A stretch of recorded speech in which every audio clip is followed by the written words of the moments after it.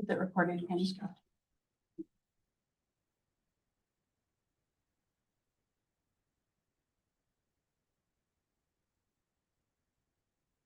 Mike Mitchell's with us. Okay. All right, Kenny, if you want to go ahead and start the live stream. Sound check. Dan, will somebody let you know? Yeah. Okay. Okay.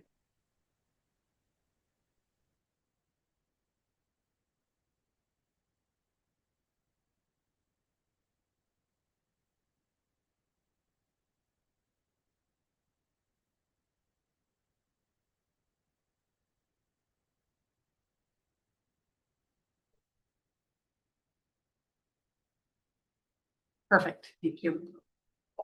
All right, go ahead. The May 29th, 2026 meeting of the Oregon State Lottery Commission will come to order. Will the clerk please call the roll? Commissioner Conrad, Here. Commissioner Dodd, Here. Commissioner Geller. Here. Commissioner Weller, Here. Chair Ramirez. Here.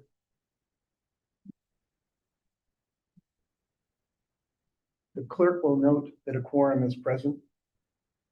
Will the clerk please inform the commission of any guests that have joined today's meeting? Yes, today we have Nate Carter from Department of Justice and then several staff members.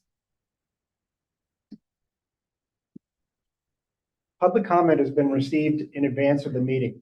Public comment is provided as an opportunity to receive input from the public. Commissioners will not respond to questions or comments during the meeting. A full copy of the written comments received were provided to the commissioners in advance of the meeting.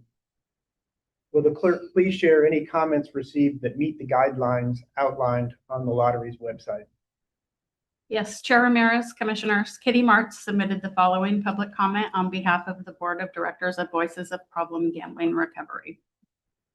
This public comment is to inform the Commission that we continue to seek input from the Attorney General, Governor's Office, tribal leaders, legislators, and other Oregonians regarding DK Replay's illegality. Our own basis for requesting this commission recall DK Replay and related Oregon legislation is as follows. Oregon sports betting rules are based on wagers tied to real sporting events and official live event outcomes. DK Replay does not meet this definition. A sporting event is defined as an actual competitive event associated with a governing body. Historical simulations do not meet that definition. Video lottery games are tied to authorized lottery terminals, not continuous gambling through personal mobile devices. DK Replay's mechanisms more closely resemble slot machine type mechanisms than wagering on live sporting events and are not delivered through an authorized terminal. DK Replay does not clearly qualify as sports betting or video lottery and therefore exists outside Oregon's authorized gambling categories. Oregon courts have previously held that wagering on historical events is not equivalent to wagering on live events. Ultimately, this product is a significant departure from the current DraftKings Oregon lottery offerings. Traditional live baseball includes constant natural interruptions and stopping points, inning breaks, pitching changes, commercials, instant replays, delays, and ultimately the end of the game itself. DK Replay removes those barriers by presenting a new opportunity to bet every 15 seconds, 24 hours a day with no interruption and no natural stopping point. That does not closely resemble real-time baseball in any meaningful sense. It is a continuous rapid cycle gambling product using a cartoon sports theme, animated visuals, simplified characters, and video game-like design elements, lower risk perception, increase impulsive engagement, and blur the line between gambling and entertainment, particularly on handheld digital devices. We respectfully request that this commission suspend DK Replay pending a full legal and public review. Attached, please find a letter from our legal counsel further detailing our concerns. Ms. Martz also included citations in the submission for reference. Pete Goodman also submitted 7 comments broadly alleging misconduct within the Oregon Lottery and asserting that recent changes to its operations indicate underlying issues with transparency and financial practices. He raises concerns about how the lottery manages revenue, conducts its games, and communicates with the public, and calls for increased oversight, accountability, and investigation. Thank you. Now I'll turn it over to Director Wells for the director's report. Thank you, Chair Ramirez. Good morning, Commissioners. Nice to see you here in person. It's been almost a year since we've been together, so thank you for being here. Today, I want to start with Oregon's Education Support Professional of the Year.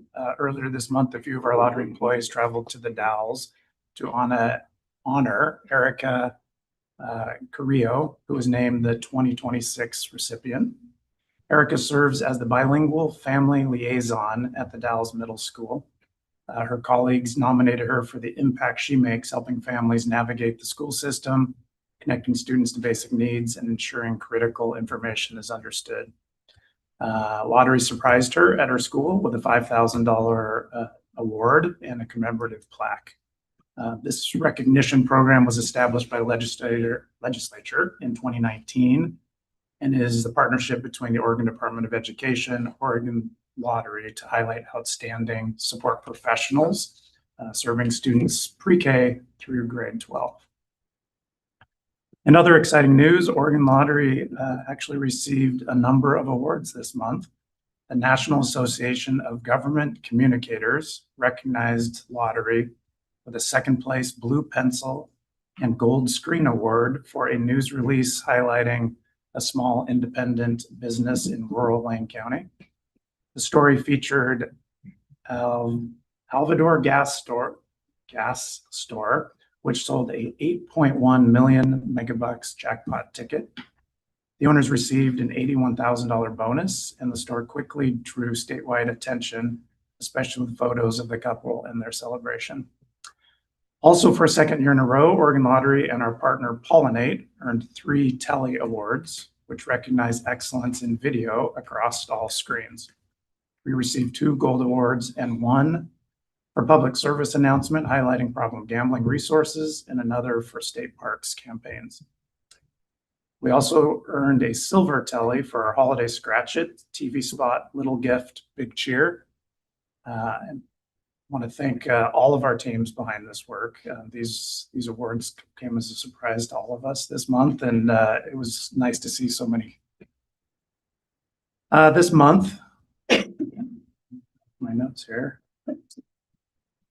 This month, we also sent lottery team members out across the state to celebrate several other events. We went to some ribbon cutting events to celebrate some lottery funded projects. In Silverton, the new Westfield Park complex features pickleball courts, a dog park, and restrooms, partly supported with a $750,000 Oregon State Parks grant that we helped with. And in Albany, nearly $485,000 from the State Parks local government grant program helped bring the new playground to Deerfield Park. Moving on to sales, overall, our sales are up 4.3% compared to last year. Powerball is currently the bright spot in those numbers, with sales up 93.7%, driven mostly by 2 jackpots the last fiscal year, over $1 billion each, compared to 3 jackpots the previous year that did not exceed $515 million. So as we've talked about, larger jackpots do a lot better for us.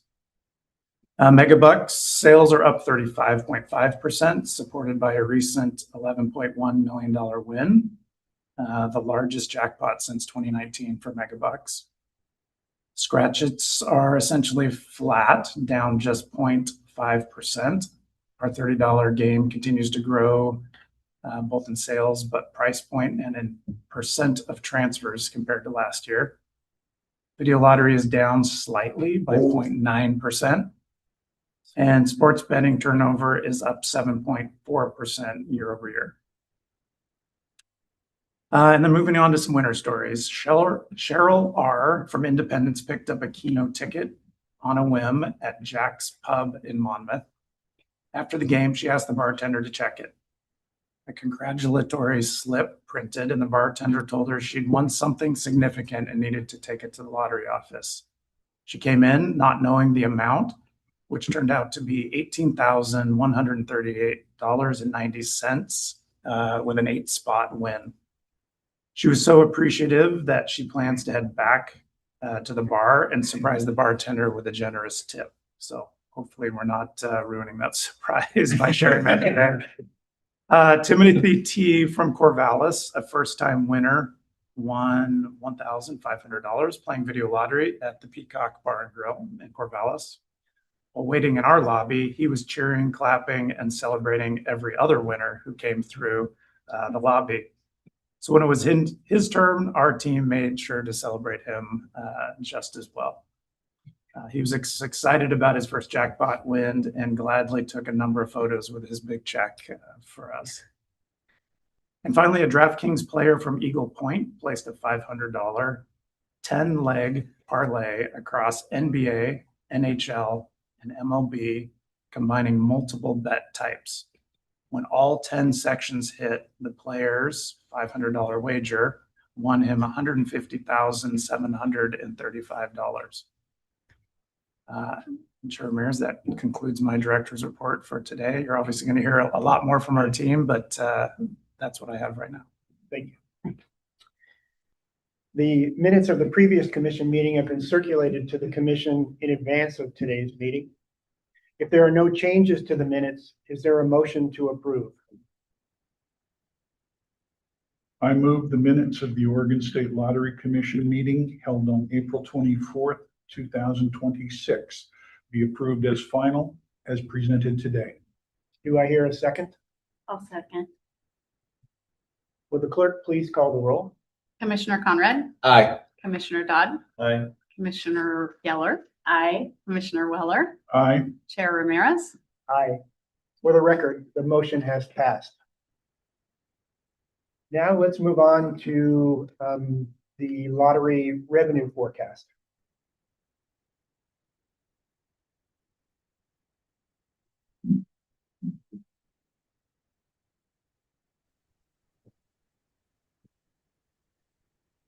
Hello, my name is Mitchell Desa, economist with the Oregon Office of Economic Analysis, and I'm the lead on the lottery forecast here. Give me just one moment to share my screen and get started with the presentation. And bear with me a moment. I don't usually use Zoom, so let me know if anything looks off.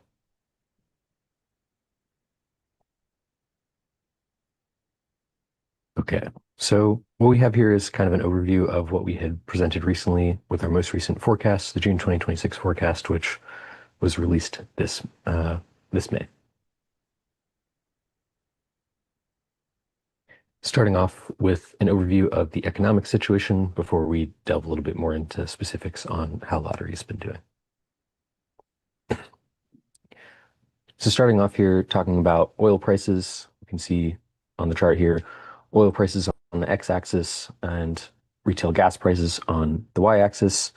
They have been steadily increasing over the past few months as conflicts in the Middle East have been continuing.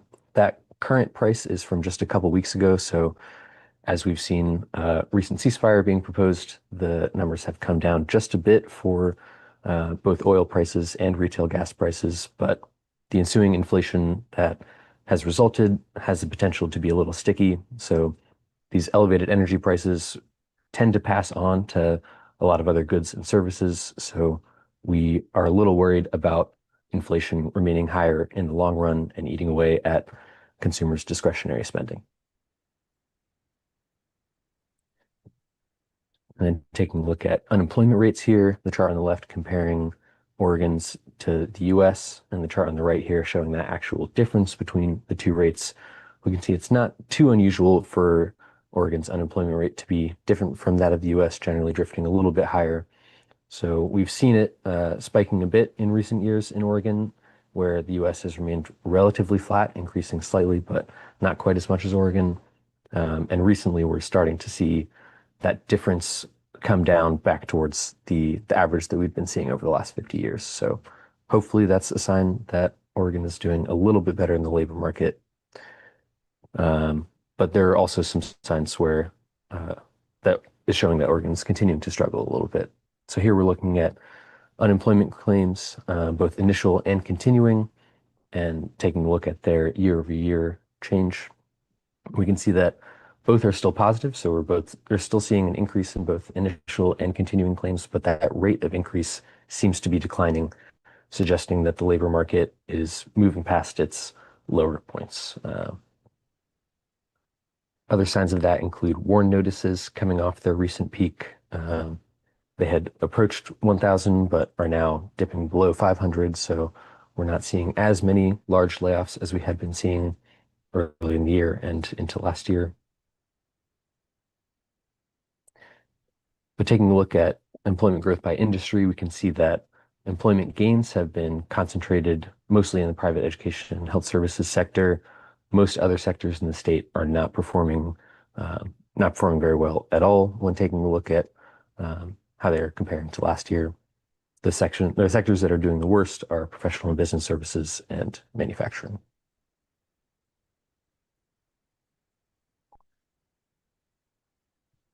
And then we talked about that energy shock and increased oil and gas prices feeding into other things into the economy. That does, as we mentioned, erode personal income for consumers.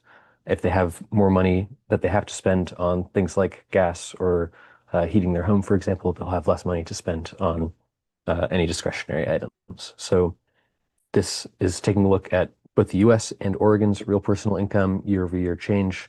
We can see it had been decreasing slightly even before the recent energy price spike, but the price spike has led to real personal income shifting into negative territory. So that April number there, you can see, was a projection. The actual data came out yesterday, and it's actually a little bit worse than the projection there at minus 1.2%. So definitely worried to see how long this price spike lasts, to see if inflation continues to remain elevated above the targeted 2% level, and continue to see how much that actually eats into consumers' available spending.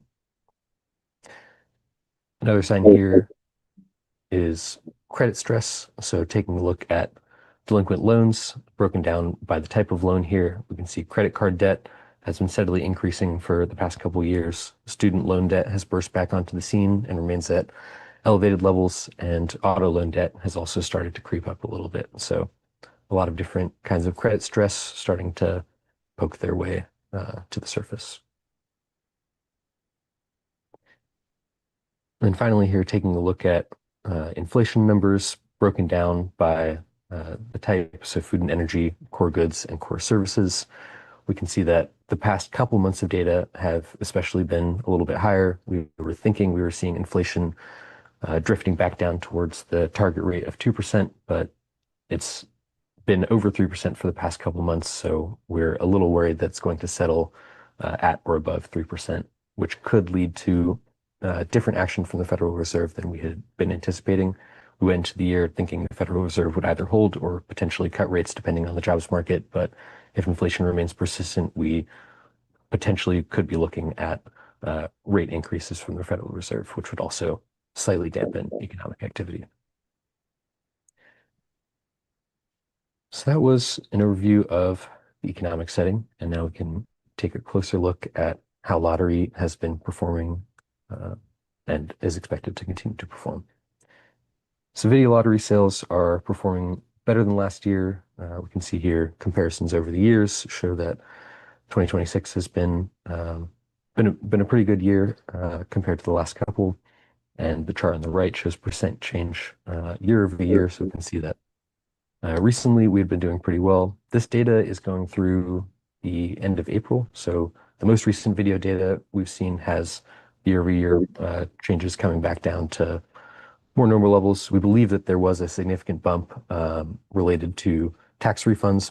We had pretty strong state and federal tax refunds, which we expected boosted video sales in recent months, but we're starting to see those effects slip away. So again, taking a look at tracking here, we had recently made some changes to the video forecast where we downgraded it relatively significantly. We expected video recovery to be somewhat slow. We can see our previous forecast here had that sort of step-like function to it where we were expecting growth to remain tepid for a bit, accelerate slowly before reaching just under 4% annually. what we saw actually happen was video sales spike, again, largely we think due to those larger than expected refunds. And so we anticipate video sales to remain a bit elevated. And then in the long term, we think they'll be at the same place, growing at just under 4%.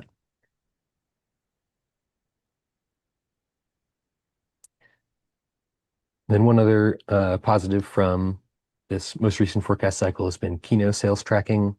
Keno sales have been tracking relatively closely with our latest forecast.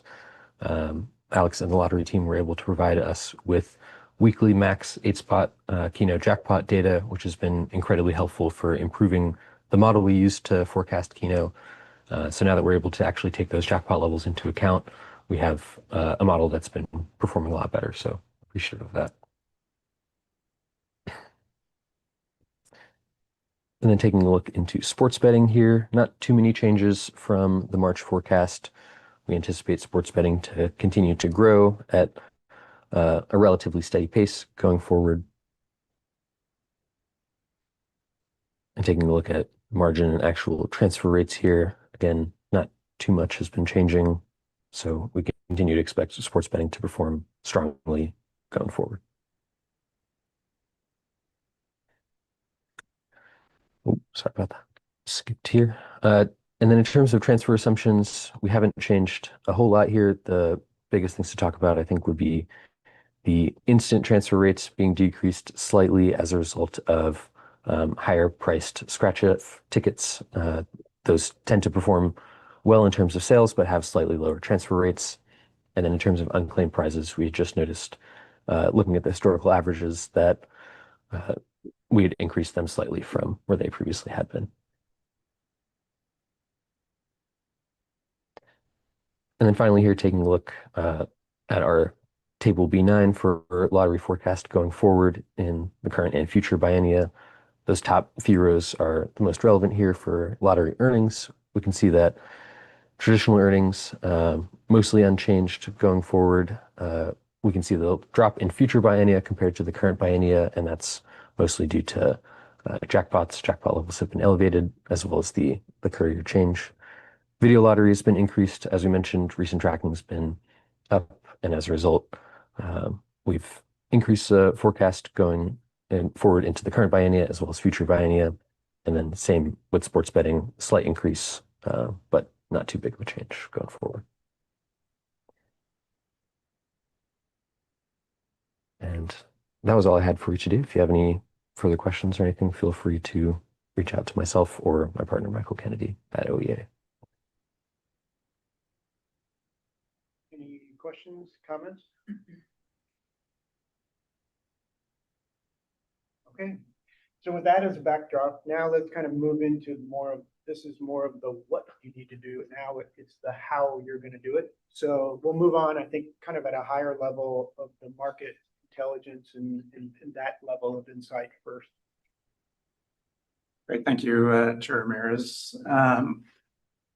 So as we go through strategic planning, as part of that planning process, our strategy office, we've asked them to do a lot of research, to come up with very thorough understanding, not only of the market, but the lottery industry and our business as a whole. So look at us inside and out, in depth, to create basically strategy insights that help us inform. Aussie penny, mate, used by Australians only. Sorry about that. That's okay. The strategy that we're going to present later today. So with that, I'm going to turn it over to a couple staff members who are going to kind of walk you through not only that market intelligence, but then also some business intelligence to just kind of give you guys a thorough understanding of what we are looking at when we created the strategy that we'll share with you later this afternoon. So with that, I'll turn it over to Laura. Good morning, Chair Ramirez, Commissioners, Director Wells. For the record, I'm Laura Safro. I'm the Senior Manager of Market Intelligence for the lottery. Let's see if my clicker works. Excellent. This morning, I'm going to be sharing with you external market factors that the Market Intelligence team covers to understand potential impacts from these factors on our consumers, retailers, and potentially on lottery revenue. The following headlines that I'm summarizing here are the key takeaways that I'm going to be discussing in greater detail in the slides that follow. Briefly, Oregon population growth, as Mitchell from OEA just covered, is a key factor in forecasting lottery's revenue. Yet current slow population growth trends may not support forecasted video lottery sales growth over time. U.S. fiscal policies such as tariffs and more recently gas and energy cost increases are resulting in less discretionary income. I'll speak to where other lotteries are focusing their innovation efforts. We'll examine intensifying game competition across the U.S. and Oregon more specifically. And then finally, I'll discuss the lottery's ability to maintain a strong brand equity with our players and the public despite these various external pressures. Right. Headlines in this section focus on the economic and political climate in Oregon and its current and potential impact on our players, retailers, and revenue. We also cover impacts to the lottery and our community from federal policy and leadership changes. I'm going to start with discussing Oregon's population growth trends and possible implications for forecasted future revenue. We currently have one of the lowest rates of net in-migration in the nation. In Oregon, deaths exceed births, and we see growth particularly lagging in the 25 to 44 age segment. Office of Economic Analysis sees in-migration to Oregon as our primary source of population growth, but factors like higher housing costs and a stagnant job market impact Oregon's ability to appeal to new residents. Although OEA has more recently adjusted its revenue growth rate for video lottery, as we saw, it's still assuming close to pre-pandemic levels that population growth trends may not support over time.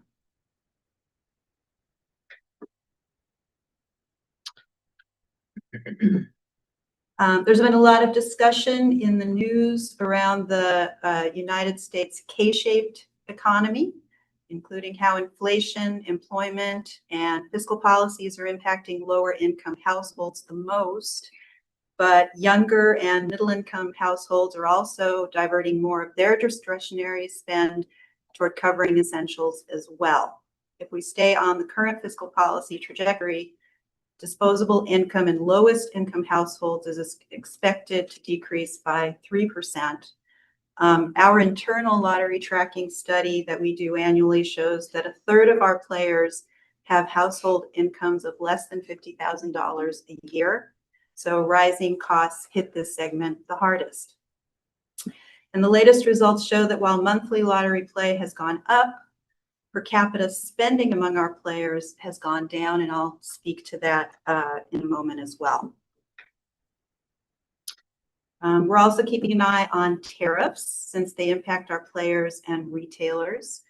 A 10% global tariff went into effect February 24 under Section 122 of the Trade Act of 1974. Tariffs under this authority expire after 150 days unless Congress passes legislation extending them, meaning the 10% tariff could expire in July. The president has raised the possibility of increasing the global tariff to 15%. The consequences of higher tariffs for our players is their need to shift more of their discretionary income just to cover the basics. For retailers, high tariffs can decrease consumer spending and increase operational costs. And for the lottery, high tariffs also impact our operational and equipment costs. Another important lever in U.S. economy is interest rates. Jerome Powell was recently replaced by Kevin Warsh as the Federal Reserve Chair. Most economists didn't expect Mr. Warsh to be reactive with an immediate rate change, and to date that has been the case. Implications for the lottery are that our short-term cash, which is held by the Treasury, increases when interest rates are higher. However, higher interest rates can also dampen consumer spending, impacting discretionary spend in yet another way. And in the last slide in this section, we call out that our ability at the lottery to monitor economic impacts is only as good as the data available to us. 2025 was a tough year for the Bureau of Labor Statistics, or BLS, including permanently reducing the breadth of labor data available. This has had a trickle-down effect to other sources that we use that also relied on more granular labor data for some of their reporting. The next handful of slides focus on how we compare to other jurisdictions and what we need to consider if we're using cross-jurisdictional data for benchmarking our performance against other jurisdictions or forecasting new game or future sales. Historically, per capita gambling spend increases from west to east, and I'll explain shortly why that is important to point out. This difference between West and East Coast is driven by a notably longer history of gaming on the East Coast, including casinos, legal sports betting, and iLottery, as well as by higher population densities and shorter travel distances to gaming venues in that region. Per capita figures are frequently used to predict sales for a new game because it takes population out of the equation. It's reflecting spending per consumer. So in a smaller population state like ours, that's helpful, and we can then use the per capita figures from other jurisdictions. However, even per capita figures from other states can be problematic to use for new product forecasts, partly due to how ingrained gambling is the further east you go. But there are also other factors to consider, such as how the game was offered and supported in other states, and how other states' game mixes compare to ours. Focusing specifically on video lottery operations, there are two key areas where Oregon Lottery's video lottery operations differ from other jurisdictions. We run our network rather than working with route operators, and we calculate retailer commissions based on dollars played rather than as a percent of net revenue, as most other jurisdictions do. So dollars played reflects all accumulated dollars wagered with each spin, while net revenue is dollars into the machine minus dollars out. Is there a reason why you do it differently? Alex is the person who actually helped us move to that new structure, but in a nutshell, it allowed us to be able to offer higher jackpots across a broader range of our retailers. Do you want to? Nope. Was that good? And are we unique, or is there other states that do it the way? I don't believe there are other states in the U.S. Are there any in Canada? Alex, I'm sorry. No, No, it's fine. Good morning, everyone. For the record, my name is Alex Hamilton, Senior Manager of Business Operations Strategy and Insights. So we did this, yes, to introduce higher jackpot prizes. We'd actually offered higher jackpot prizes previously, but the higher the prize, the more impactful it is to the retailer's cash flow. And so trying to eliminate that dependency was a key consideration. There are alternatives that other jurisdictions employ, which are taking a percentage of the play right off of the retailer's weekly invoice, but it gets a little convoluted.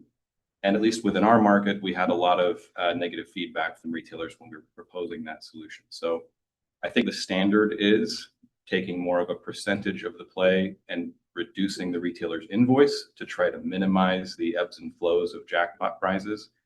And so we were pursuing this to introduce, or at least have the potential to introduce, higher prizes like progressive jackpots potentially down the road.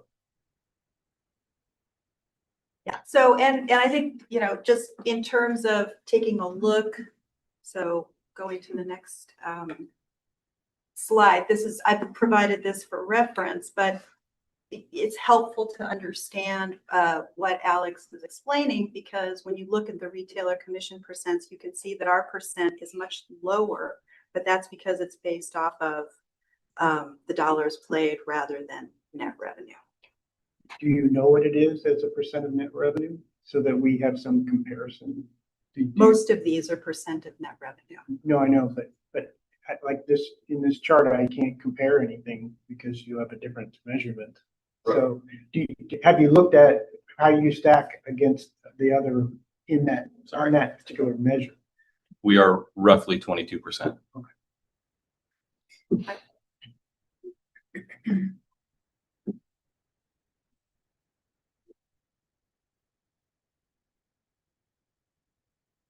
In terms of size and the way video lottery is regulated, we tend to monitor and compare ourselves to Canadian lotteries. Canadian lotteries tend to serve as the regulatory body, and VLTs are mostly in bars, restaurants, taverns, and lounges, as is the case here in Oregon.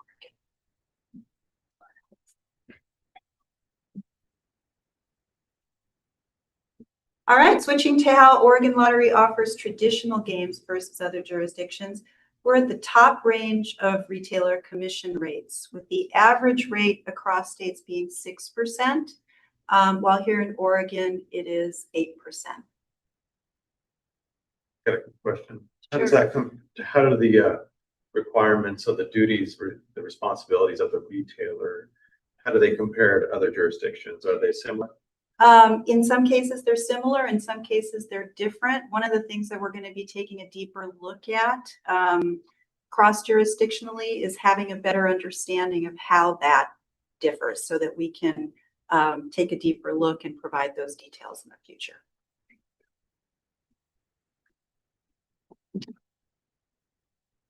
All right. And in the last slide in this section, an audit of new product activities in other U.S. lotteries doesn't uncover a lot of relevant opportunities for us. Jurisdictions offering iLottery are seeing it reflect a larger portion of their sales, and there are 8 states that are now offering iGaming, which essentially plays like online casino games. Otherwise, there isn't much that we're seeing across jurisdictions that's new. Cash Pop, which we also offer, is being offered in several other jurisdictions, as is Fast Play, which is a game that plays like Scratch-Its, but the ticket is printed off at the retailers. Other jurisdictions are also offering higher ticket, instant ticket price points as we are. And non-sports lotteries are trying to appeal to sports fans through professional sports partnerships and licensed property instant tickets, but we already offer an online sports book. With the exception of continuing to test higher price point Scratch-Its, which resonates more with players looking for higher jackpots, there isn't much new in other states that would make sense for us. Our state guardrails don't include going digital beyond our sports book. And licensed properties don't tend to prove profitable for us due to additional costs associated with that licensing.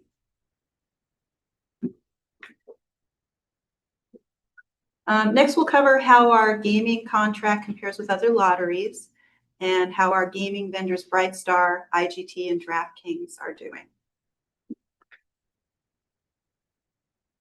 LaFleur's Lottery Almanac is a credible source that we use in order to take a look at quite a bit of different types of lottery data. It updates their lottery data annually. So gaming contract information that you see on this slide still reflects IGT and Brightstar as one vendor. They became 2 separate companies in the summer of 25. Brightstar is used by over half of all lottery sales. It is used by half of all lottery states, including us. And as noted here, contracts and vendor rates vary quite a bit across states, depending on a wide variety of factors, including sales volume, state population, product structures and mix, outsourcing choices, contract length, and their bidding process. More jurisdictions use gross revenue in calculating their vendor fees.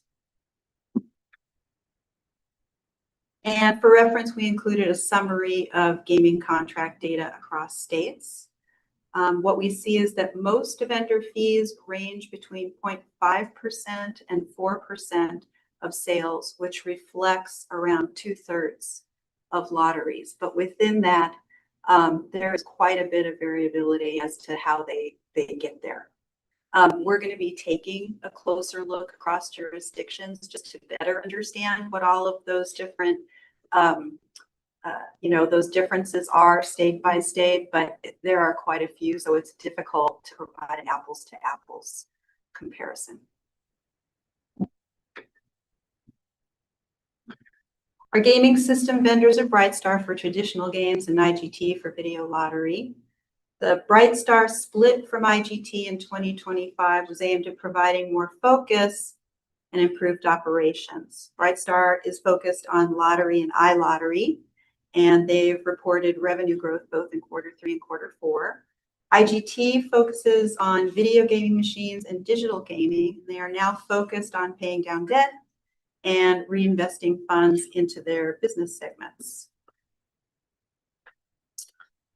Regarding our sportsbook vendor, DraftKings, they launched DraftKings Predictions in December 2025, which is a prediction market version of their offering, although they're still offering their traditional sports betting platform in Oregon. Changes at the Commodity Futures Trading Commission, or CFTC, have resulted in DraftKings committing to becoming the leader in the prediction market space, since CFTC is now centralizing, overseeing, and approving of prediction markets across the country. DK Predictions is offering sports event contracts in states that don't currently offer a traditional sports book. Because prediction market event contracts are treated as commodities by the CFTC and not as gambling, DraftKings Predictions experiences a better tax structure and less regulation than a traditional sports book. For traders, prediction market trades can be cheaper than placing a traditional sportsbook bet because prediction markets offer peer-to-peer prices where traders are matched against each other, and the platform reduces risk by serving only as a matchmaker, versus fixed odds where odds are set by the house and includes a built-in margin to account for risk that it takes on. Does DraftKings provide the sports betting service to any other state other than Oregon? Are we the only one? I don't believe that they're providing it in other states in the way that they're providing it for us. But I'm not sure. I can double check on that. And with their move more to predictive, is there a risk of them saying it's not worth having this unique sports betting business in Oregon? No, I don't think so. I think the prediction market, although is gaining popularity, from a revenue standpoint, is nowhere near the revenue the sportsbook produces. So yeah, I don't think that risk is there. I think their sports platform is, as we know it or as we see it, and most people experience, is definitely their primary business model. The predictions, at least what I've been told by them, it was a space that they needed to be in to remain relevant with current trend, but not a space that they really see growing much more than what it has. Yeah. Has the state of Oregon taken any position on They have not. No. No, definitely a topic of conversation, a constant topic of conversation, but no position. There's a number of federal cases that are pending that everybody's waiting for. That's really what's happening. So, If my memory serves, it DraftKings is active as a sport book in other states, but Oregon's a lottery customer, and their customers in other states might be commercial. In the next section, we're going to discuss the competitive landscape and its implications for the lottery. 2024 offers the latest available data, providing the level of detail that we're presenting here. Here and historically, based on external data in our research, we've seen that video lottery reflects the largest share of gambling spend in Oregon, followed by casinos. In 2025, Oregon tribes were focused on sovereignty and access rights, along with the threat of illegal sweepstakes and sports prediction markets to their gaming revenue, and I'll speak to those different types of gaming shortly. 2025 casino expansion in Oregon was concentrated in central, eastern, and southern Oregon. In terms of competing forms of gray and illegal gaming, they continue to grow and they continue to create confusion for consumers. According to the American Gaming Association, half of those who gamble are playing both legal and illegal channels. And what we're seeing across different sources and different research is that oftentimes players aren't sure whether the platforms that they're on are illegal or not. Prediction markets and online sweepstakes casinos, which we'll discuss further, operate outside of gambling regulations, although most consumers consider them to be gambling. What's the difference between gray and illegal? Could you give some examples? Gray is where the regulation is somewhat unclear. It's almost like it's being sort of passively allowed, whereas illegal is, it's very clear and documented that it's illegal. Are states with legal gambling joining, is there any sort of communication effort to consumers in terms of understanding legal versus illegal, or is that really varied by state? I think it varies by state. I'm not aware of a, sort of a uniform consortium across states that's tackling that. Yeah, I mean, Commissioner Geller, this has been a big topic over this year, as well as Department of Justice has clarified recently what is illegal gaming in this state. Now there's a little bit of a controversy of whose responsibility is it to enforce that. Oregon is unique that we don't have a gaming commission, right? We were all basically self-regulated. And so it becomes a little complicated legally as to who is to pursue the illegal or the gray market providers. So still under discussion as to whose responsibility that might be. Got a question. You mentioned that between the gray and the legal market, do players care? I mean, they don't know, but even if they knew, do they even care? More anecdotally, what we've seen is, yes, there are certainly players who do not want to be on a platform that's illegal, but there is a segment that perhaps doesn't care whether it's legal or illegal, and they're more interested in what they can get out of gaming on that platform. And are either of those two populations significant, one way or the other? So that if there were some enforcement, something to happen with the illegal side, are there a number of players who are going to move from the illegal side to the legal side in mass numbers to make a significant change? Or is it, yeah, it doesn't really matter as long as they're illegal sites, people are going to be doing that because they really just don't care? Our population is going to move one way or the other in a significant number that it's meaningful. Yeah, I can only speak in terms of what I've seen more anecdotally and in terms of how player segments seem to be using these different platforms. My understanding is that on the illegal platforms, you tend to see gamblers who are interested in really big stakes. They're spending a lot of money so that they can win really big amounts. Whereas ones that are going with more traditional gaming are maybe more moderate types of gamblers. So I think that's about as far as I can really say with any, clear understanding of what's going on. Does that help? Yeah. Okay. Commissioner Conrad, I would also add that I think one of our concerns is from a consumer protection standpoint. Like many of those sites probably don't have the same integrity standards that we try to operate under.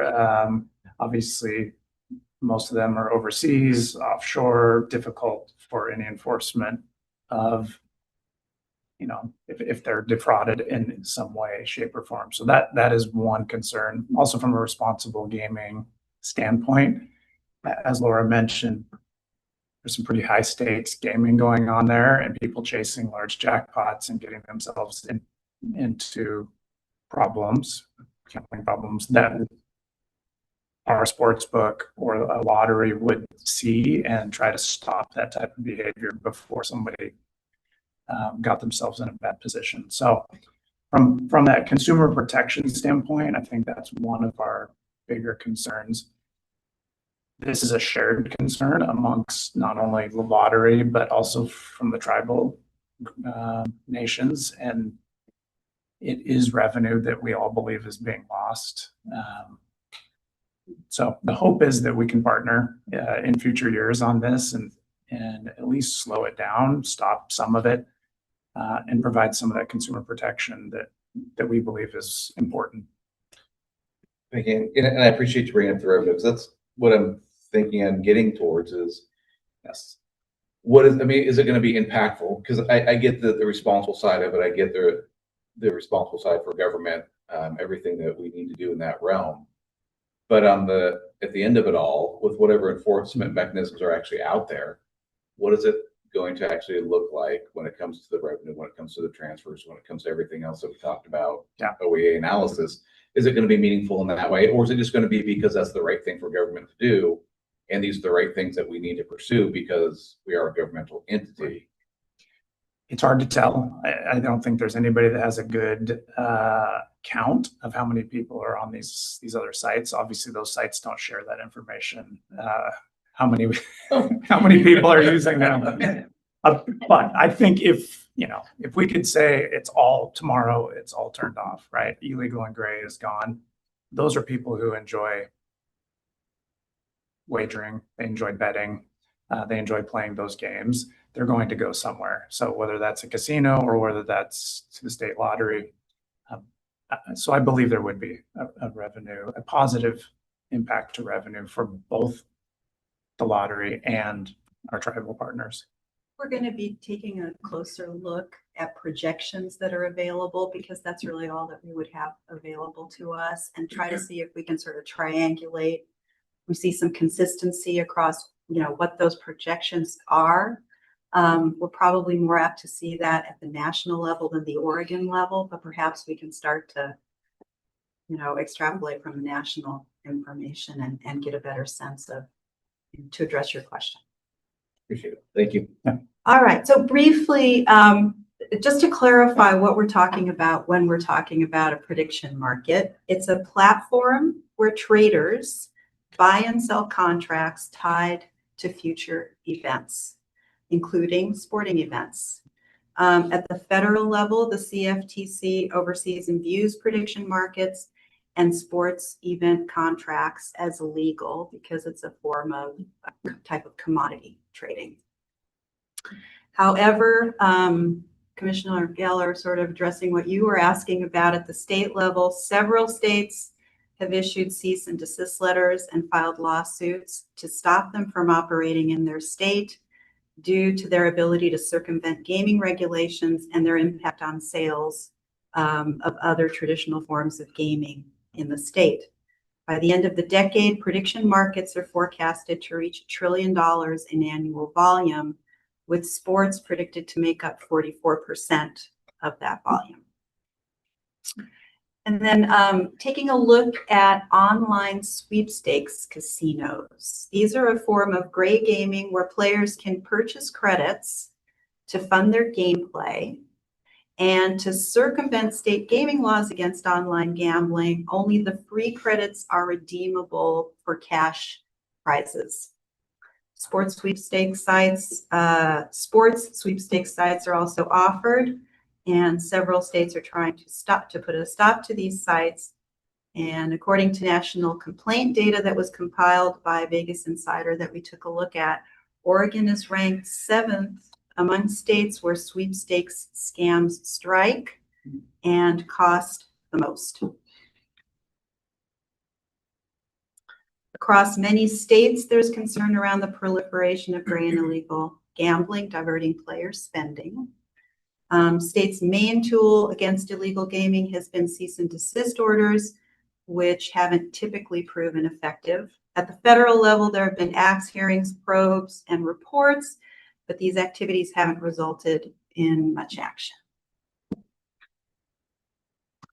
And in this section, we cover participation trends in lottery and other forms of gambling, lottery sentiment, and what's going on for our emerging market, Gen Z.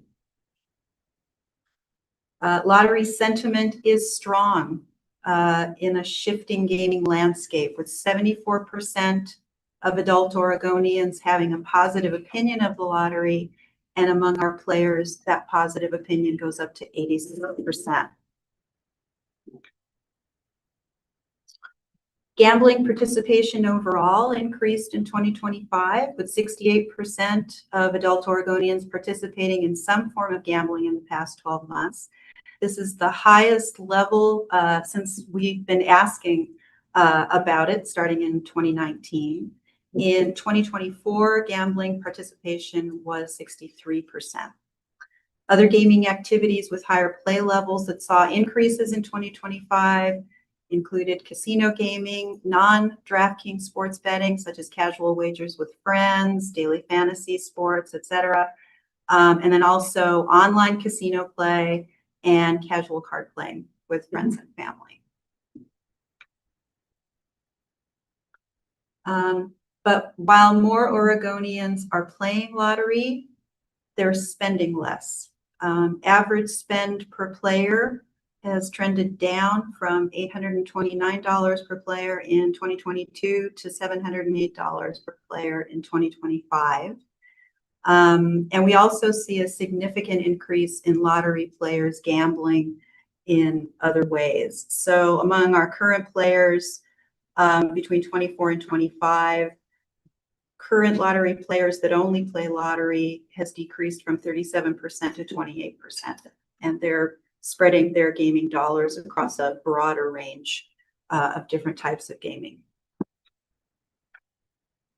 When we analyze lottery play by generation, the incidence of lottery play has remained stable among nearly all segments, with the exception of Gen Z, where we see an uptick in lottery play. And within this segment, scratch-its are most popular. And taking a deeper look at Gen Z, when we compare defining generational experiences for Gen Z versus other generations, Gen Z reflects greater challenges financially, in upward mobility, in terms of mental health, having greater feelings of isolation, but also they are the generation that is consuming less alcohol. In terms of feeling current financial pressure, nearly 70% of Gen Z adults and 64% of millennials say rising prices are their biggest day-to-day challenge. And then in this final section, we focused on trends in the use of artificial intelligence. AI advancement and integration is quickly changing how we do things, creating opportunities for efficiencies, but it also has the potential for serious cybersecurity threats. Lotteries with a digital channel are adopting AI more quickly. Across other jurisdictions, AI is being either considered or currently used across a wide array of activities, from applications processing to marketing content development to personalizing online games, to handling HR activities. But serious threats dictate cautious adoption. And what we're seeing are things like AI inserting malware, posing as an employee to access restricted information, or generating fake player accounts. An external lottery literature scan identifies a wide array of AI use cases. Near-term opportunities to begin cautiously preparing for AI include foundational AI literacy training and evaluating outcomes from conducting limited secure internal tests. And with that, thank you. Any final questions? Question, just thinking back to the Gen Z side of things, is there anything yet with any addiction issues or responsible gaming issues with that generation, given the amount of loneliness and some of the other issues that that generation is facing. Obviously, alcohol, yes, it's decreased, but there's some other things going on.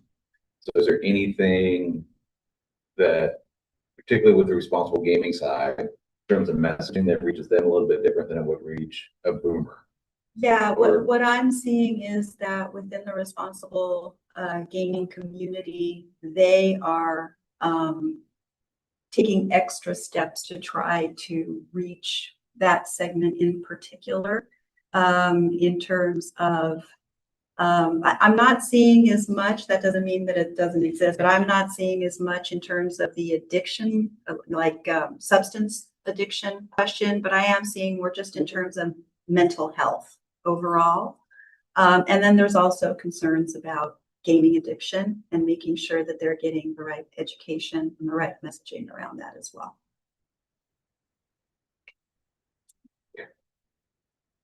Thank you.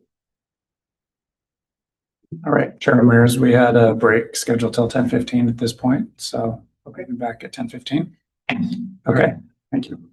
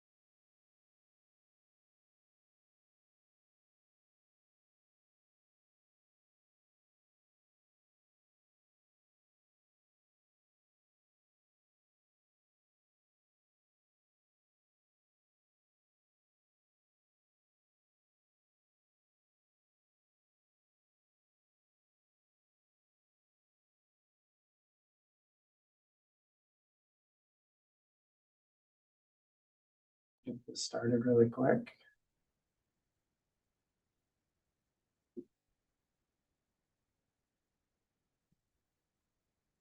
Sharing.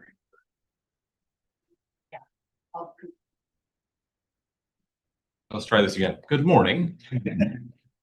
Chair Ramirez, Commissioners, Director Wells. For the record, my name is Alex Hambleton, Senior Manager of Business Operations, Strategy and Insights. And hello, good to see you all again this year. Chair Ramirez, Commissioners, Director Wells. For the record, my name is Spencer Haley, Manager of Operational Excellence at Strategy Elements here at Oregon Lottery. So we are covering the business intelligence side of our strategy insights. Laura just covered our external insights. This is focused more internally around financial health, product performance, retailer performance, et cetera.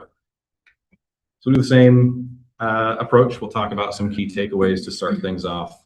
Just general common themes that we uncovered going through this exercise. What we're going to find, what you're going to see or have already seen in the pre-review, is that we've had some escalating costs, generally weakening our financial flexibility, restricting some investment potential. We've also seen some retail market stagnation and some consumer shifts, some of which Laura's already shared. Tightening regulations on our couriers. So the admin rule change that went into effect in January, restricting courier sales to sell outside of Oregon borders. We are seeing the impacts of that. It will harm revenues for Powerball Mega Millions, but with higher jackpot prizes, higher jackpots recently on those two products, we're doing okay. But definitely something that we're going to keep a close eye on, something that our Office of Economic Analysis partners are observing as well, and projecting that out for future biennia. The intensifying competition, certainly challenging growth. We have sports betting with various opportunities in Oregon, online casinos, illegal gray gaming, and just other digital entertainment options are capturing a bigger share of consumers' discretionary spend. And then we also can't ignore some of the political constraints around expanding into other digital opportunities. We can't just go turn on anything that consumers are asking for or that we feel would be in the best interest of the player or revenue. We definitely have to be cognizant of what we have the approval to do and what we don't. So this should look familiar. Last year, this time, we unveiled several dollar bill graphics to kind of show the breakdown of our financial flow. At this point, we're just focused on the total portfolio from fiscal 25. So in fiscal year 2025, our total dollars wagered across video lottery, sports betting, and traditional lottery products surpassed $17 billion. That's definitely skewed more towards video lottery and now sports betting as it's increased in the market. But that's a lot of money. The first slice of that dollar goes back to consumers in the form of prizes. And I mentioned that skew towards video lottery. The size of that business is also skewing the amount that's going out in prizes. Video lottery payout percentage is roughly 92.5%. So 92% of our total portfolio going back in the form of prizes. We have roughly 5% being transferred to state beneficiaries at just under $900 million. And the last couple of slices we have here are to cover all of our administrative expenses. Starting with gaming expenses, these are the things that generally ebb and flow with our revenues. So retailer commissions, gaming system expenses, scratch it, ticket printing. The more we sell, the higher those costs are. That's coming in right about 2%. Every other expense that we have is covered in this very thin slice of 1%. Now, in the sheer volume of 187 million, seems like a lot, it is, but to support a $17 billion organization, it's a very thin slice of that dollar. So everything from equipment costs, advertising campaigns, salaries, wages, and benefits, all of that is baked into this 1% slice.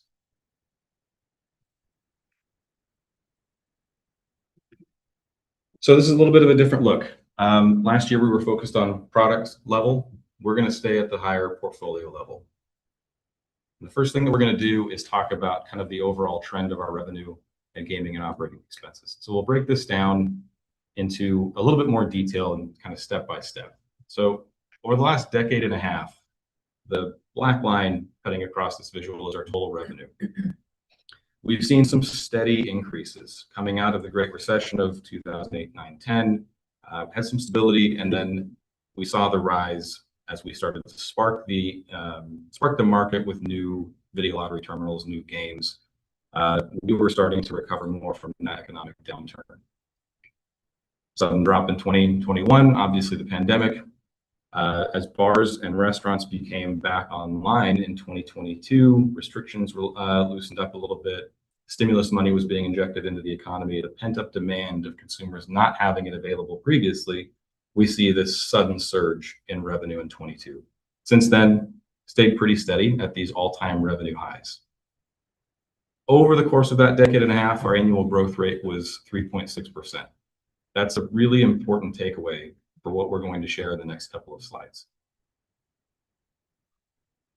As we mentioned previously, the gaming expenses are those that generally ebb and flow with revenues. The commission expense, system expense, scratch and ticket costs. You can see that those blue bars are in line very closely with the revenue trend. It's exactly what we'd expect to see. More recently, in the last 4 years, we did upgrade our traditional lottery system to Aurora. That came with a slightly higher revenue share. So some gaming expenses increased a bit more rapidly. And then with the increase of the sports betting market for our organization and migrating to DraftKings with a higher revenue share, those expenses did increase a little bit more rapidly, but still flowing with revenue. And you can see that in the annual growth rate, very similar to total revenue at 3.5%. Where we have more of a cautionary flag is on the operating expenses. So equipment costs, salaries, wages, and benefits, vendor expenses, software. We've seen that kind of roll like a wave for the most part over the last decade and a half. We saw a resurgence or an increase in 2015, 16. That was part of that flood of new video lottery terminals, new game purchases, some upgrades to systems. Certainly bottomed out, I shouldn't say bottomed out, but did decrease significantly in 22 as we were starting to really make some tough financial decisions. That was starting in July of 21, so peak pandemic. We were starting to constrict spending quite a bit. However, shortly after that fiscal year started, restrictions opened up. And so revenues spiked, but we'd already committed lower budgets for that fiscal year. So really solid year financially speaking. And since that point, revenues have been continuing to be at that all-time high level. And so we've got more financial flexibility. But the growth over the last 4 years is what is the caution. Annual growth rate for operating expenses being a full percentage point higher than revenue and gaming expenses, a little bit of a concern. So let's take this a step further. Looking at net profit. When we talk about net profit, this is essentially the revenue that is available for transfer. It's not what we actually keep and invest right back into the business, like more of a traditional net profit. This is gross revenue, less prizes, less expenses. That gets us our net profit. That's what a traditional business would see it, but that's generally what we have available for transfer. Since 22, which was our best financial year, we've seen this kind of come down a little bit. We've seen an $80 million drop from 22 to 25. With revenues being at all-time highs, this is what we mean when we say maybe we have a bit of a spending concern. And so looking at how that net profit looks as a percentage of net revenue, our net profit ratio, you can see this in a slightly different way. So from that fiscal 22 to fiscal 25 range, our net profit ratio dropped 5.5 percentage points. That's a big deal. We'll talk about where that was happening, why it was happening, but know that what we're seeing is not sustainable. Introducing two different expense ratios here. So the direct expense ratio is essentially our gaming expenses, but we're bringing in the equipment purchases, the gaming equipment purchases into that line. So anything that's directly associated with the enablement or support of the games is in that line. As you can see, I mentioned the introduction of the Aurora gaming system and DraftKings, also with some VLT purchases. That is on the rise. But as we'll see in a moment, it's not a rise that's a tremendous concern. Indirect expense ratio is essentially our operating expenses, but we just moved the equipment out. Over the last 4 years, we've seen this increase 5 percentage points from 4.7 to 9.7 in 2025.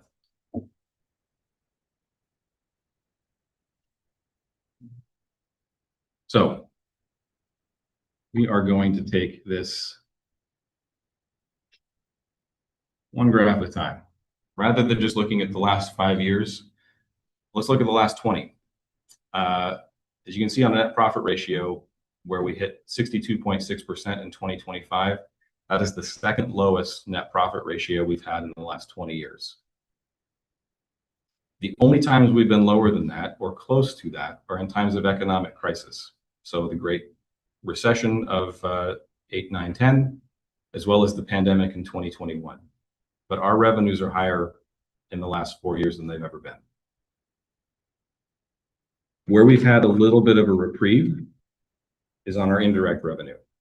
So this is generally, there's more baked into it. I'm oversimplifying when I say this is what we earn in interest with all the cash that we have on hand.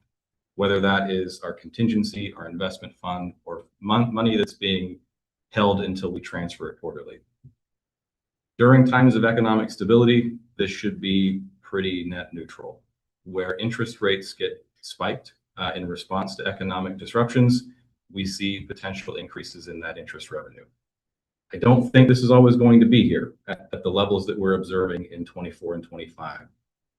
We had $50 million in those 2 fiscal years that brought in interest revenue. So it's something that's kind of, I wouldn't say bail us out, but it has improved the situation considerably in terms of what we've been investing in for back office modernization and other items. Well, we would still have the same reserve that we had before, right? You're saying you're just going to earn less off of that reserve? Is that right? Exactly. If interest rates drop, we earn less interest off of that revenue or off of that cash. For a while, it was up around 4.5, 5%, maybe a little even more than that. Now it's running down to 3, 3.25. Exactly. So the money that's earned off of the interest money that's earned off of that, is that dedicated to anything? Does that just go back into the transfers? What happens to the interest revenue? Interest rate. You want to talk? I want to get you a confirmed answer. I don't think we have the same transfer obligations on the interest revenue that we earn like we do on gaming revenue or unclaimed prizes. It is available to transfer, but I think that is a part of this discussion when we recognize that.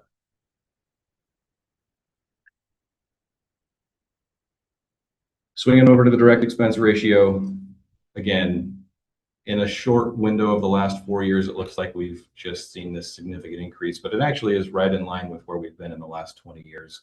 And it has been expected with the Aurora gaming system and DraftKings. Coming down to the indirect expense ratio, though, as I mentioned, 9.7% in 2025 is that cautionary flag. Second highest indirect expense ratio we've seen in the last 20 years. Ideally, in times of more stability, we should see this in that 6 to 7% range. 22, definitely an anomaly year because, like I said, revenues exploded. We had already restricted spending. It's a nice aspirational target to know that we could get there. It takes a lot of restriction for us to get there. how much of it is inflationary versus actually you just spending more money? A little bit of both. Yeah. We're certainly spending more, but things are costing more as well.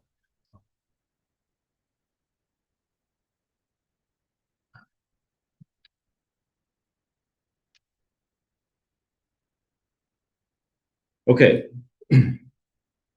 Continuing to peel the onion. So we recognize that costs have gone up, revenues have stayed high. What are the main drivers of those cost increases? So in fiscal 2025, our total administrative expenses just surpassed $550 million. These top 11 cost centers represent 96% of that $553 million. The lion's share coming from sales commissions at 55% in 2025. But what we've really focused on here, and we've shared this with our entire organization as well, where can we identify those spots where we have seen a sudden increase? And what can the organization do to be more mindful of either business proposals for new projects, technology investments, or even decisions around, do we backfill a vacant position? Do we seek out a new position, or do we potentially right-size the work to avoid having to increase headcount? And so these were the three areas that we really wanted to focus in on. As I mentioned, salaries, wages, and benefits, we've seen an 11% increase in the last 2 years. Again, this speaks to more inflation, cost of living increases, but we're also seeing this decision come through where we need to be really mindful of those positions that we backfill or that we pursue as net new. So I know that we've got a robust hiring business case process. The analysis associated with position backfills or new positions is not just a softball. This takes a lot of work for us to make a decision about filling a position. So the ask of the entire organization is be mindful of that when making an ask to your manager or bringing up an ask to HR or the executive team. Do we have the percentages on the at least 23 and 24? You got 14% of the admin expenses was in salaries, wages, and payroll. We can track that down. Yeah, absolutely. Thank you. Contract payments. Again, this is definitely tied to our increased spending for back office system modernization. A subsequent slide, you will have a little bit better idea of where that was going. But we've done a lot of improvements to our back office systems in the spirit of addressing deferred maintenance.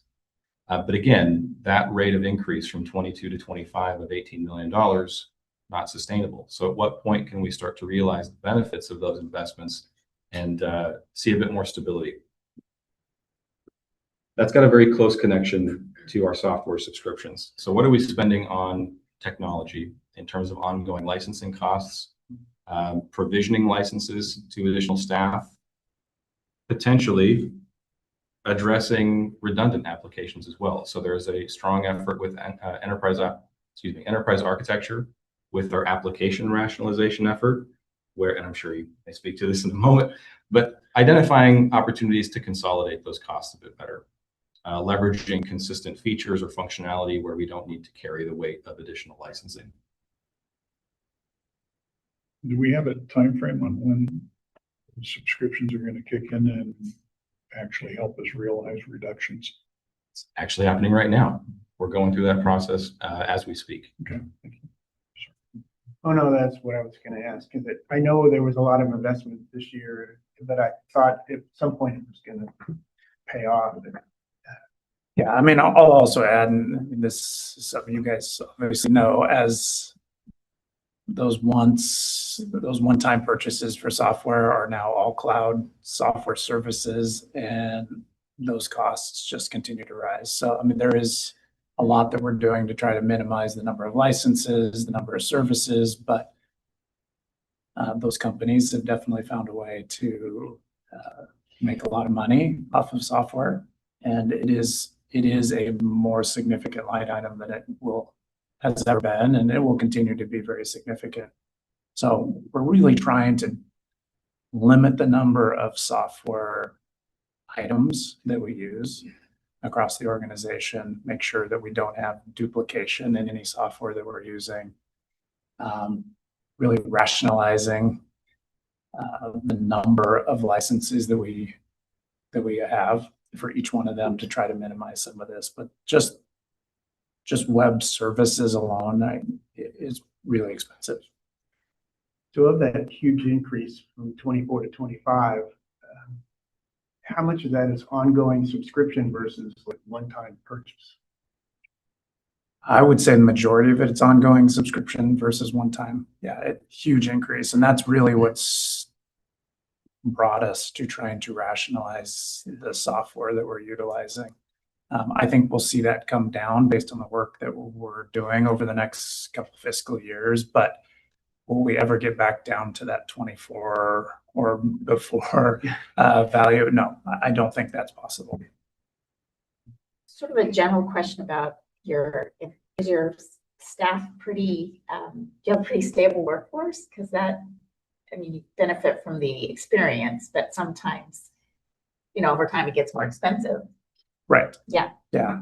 I would say yes, stable. However, we have a very large segment of our workforce that is retirement eligible. And so we're starting to see a trend towards a lot of retirements and having to make that decision of whether we're going to refill that position or not. So we'll see where that goes. Obviously, as they've talked about, salaries, wages, and benefits continue to rise just based sheerly on inflationary issues and trying to keep our salaries relevant and be able to hire good talent. Keeps those rising just like everywhere else. So it's a balance that we're trying to find, whether we outsource work, whether we hire another employee post-retirement, can we shift the work to a different area within the organization? So as he mentioned, our strong business case requirement now for new positions, that's the analysis that's going into each new hire. Is AI coming into this to any great degree? Definitely a topic of conversation every single day. And how that integrates in the business and how we want it to integrate in the business, and how we handle security integrity issues as well. So I would not say we have a strong AI presence at this point in time, but definitely something we're considering.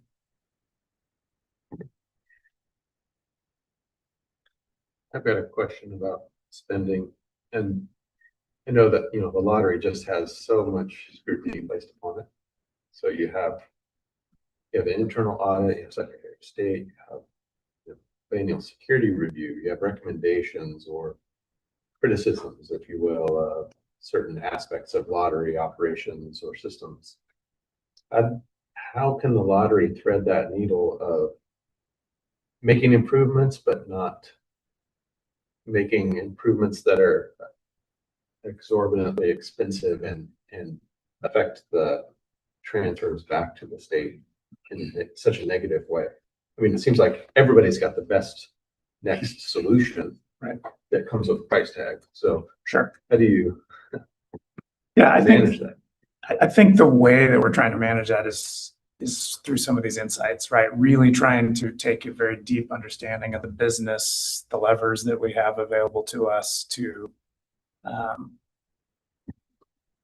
look at our own internal processes, our own internal expenditures. How can we be more efficient in what we have, and reduce those costs? Those are no-brainers, I think, to us from the executive leadership team, that we need to focus internally. The policy constraints that we have obviously restrict what we can do externally to a point. So this is the focus area right now, to become more profitable, to try to make up for the changes in Courier. So those reductions in revenue, looking at our internal expenses to try to make up for some of that. But there is a point in time in the future where we're going to be as lean as we can possibly be internally.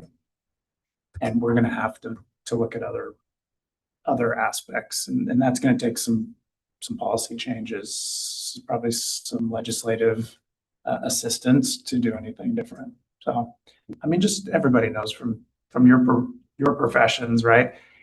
The costs of doing business are just increasing. That's just the way it is. So there's a point in time where we're not going to be able to get leaner than we already are. So we're doing that work. It's going to take, I think, a few fiscal years to figure that out and to be able to gain as much additional revenue out of each of these sources. But they're going to go on and talk a lot more about this. But you can see there's not a lot more to squeeze out of this.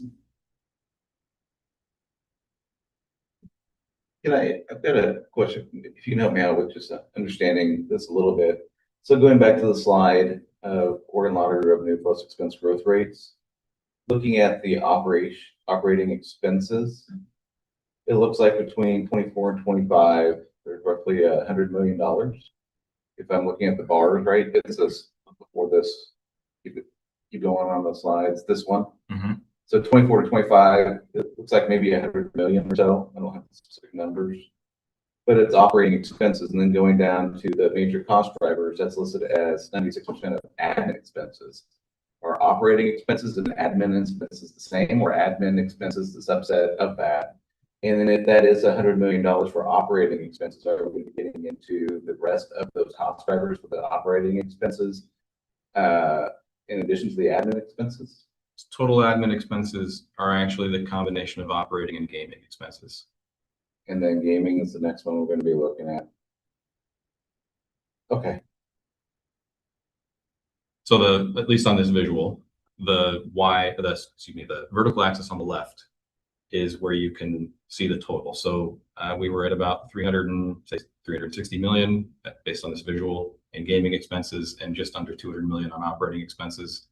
That gets us close to that 553 million in total admin expenses. Thank you. Mhm.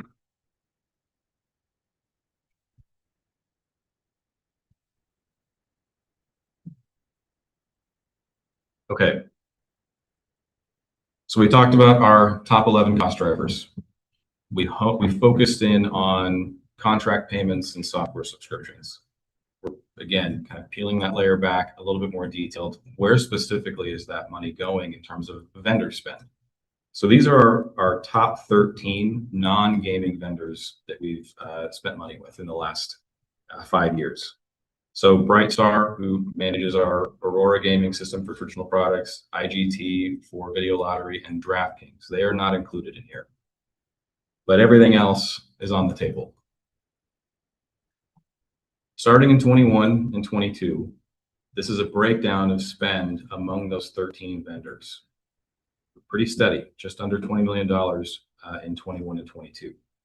The bright green bar at the top of that is the beginning and middle of our financial system replacement, where we were moving from old Microsoft System AX 2009 to Dynamics 365 Finance and Operations.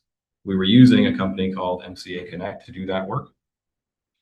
We've got a couple other bars in here that we'll focus in on. The dark blue right below MCA Connect is Gaming Laboratories. That's our testing lab. We use them for a lot of testing and certification projects. The lighter blue and dark red, those are our software brokers, SHI and Carahsoft. So we talk about increases in spend for software subscriptions. A lot of it is going through those software brokers. And that's a lot of where the negotiations are currently happening for those software renewals today. We also have our contract with state police in that kind of brown bar, our advertising agency Pollinate in the darker green. And then another area that we're going to focus in on is that bottom yellow. That is Deloitte. Very low spend, relatively speaking, in 21 and 22. When we show 23, we see a 57% jump. Now we're over $30 million with these 13 vendors. The D365 project is still going strong with MCA Connect. We start to see increased costs with the purple bar there is Slalom, a consulting firm. We see an increased cost in Carahsoft. This is where we purchased Salesforce licenses for our retail partner management project. That was being led by Deloitte, hence the sudden jump in Deloitte expenses. We had various other contracts with Deloitte going on as well. Salesforce is definitely the big one. See another 20% jump in 2024. D365 is basically nearing completion at the beginning of fiscal 24, trying to tie off some loose ends with MCA Connect. We're seeing continued spend with our software brokers and Carahsoft. We renewed, correct me if I'm wrong, Justin, but renewed the state police contract in 2024, which brought some increase in cost. We also continued our Salesforce program with Deloitte, as well as several other engagements. So the Deloitte spend increased $6 million in those 2 years. 2025, another 28% jump. Now we're approaching $50 million with these vendors. Increases with Slalom, Carahsoft, another big increase from Deloitte. We actually had our largest phase of the Salesforce project complete in 2025. I will say In one sentence, this is not sustainable. This is a spending trajectory that we just can't maintain. However, all of this spend was informed. We knew coming out of the pandemic that we were behind in terms of our back office systems. We had systems that were no longer stable. They were presenting various risks. A lot of them were purchasing licenses and just kind of owning them in perpetuity, which is not the way of today, where we're buying everything as a subscription. And so all of this was done to try to set us up for a little bit more stability long term. Now we're just at that point, like I said earlier, where it's time to recognize the benefits of these investments and see if we can start to pull back from leaning on our consultants as heavily as we have in the last 4 years and right-sizing our technology costs. So the Deloitte for the Salesforce, that's the cost of the integration of it, not the ongoing license? The yellow bar, in 2025, about 11 million of that was Deloitte for Salesforce. They were our implementation partners. They were doing all of the development, the design, the testing. They were leading all of that, as well as the integrations. And so now that that program is essentially complete, we are in a maintenance mode. We're still leaning on Deloitte to help us with that because it is a complex system. But the annual costs are right around 3.5 million to support Salesforce annually. Okay, so that should drop. It should drop. It should drop. I think looking at the fiscal 27 budget, I think you'll see some noticeable reductions in what we're planning to pursue. Wasn't there one big contract that didn't go through? It was scheduled for Deloitte to do something and then everything changed. I thought there was like a $3 million contract. Recently or Yeah. in this time frame? And within the current fiscal year, Would you be referring to the app, the mobile app project? could be. Yeah, that would have been a Bright Star project that we, that contract expired and we went out to RFP on that. So not have been included in here. You know, I think the other thing, commissioners, that I would add here is we had several projects when I became director that were in jeopardy. Of our financial system was not in a good place. Was not in a good place, and we needed a very reputable vendor to come in and take care of it, fix it for us. Those are some of the Deloitte charges that are in here. We had several other systems, as he's referred to, that were end of life, that were in danger of really crippling the organization. We needed somebody very trusted to come in and fix those. And so the Deloitte costs have really been in here. And so as we've modernized, running dual systems, we're running different vendors holding the old system together while new vendors building another one and trying to work together. And, you know, we recognized as a leadership team when we made these decisions, the costs, but we did not have at that time enough nor the right talent internally to get these all done simultaneously. And so we had to outsource these to get us here. And I really believe when you see the 27, you're going to see this is coming down, and in the future years, this is really going to come off the other direction.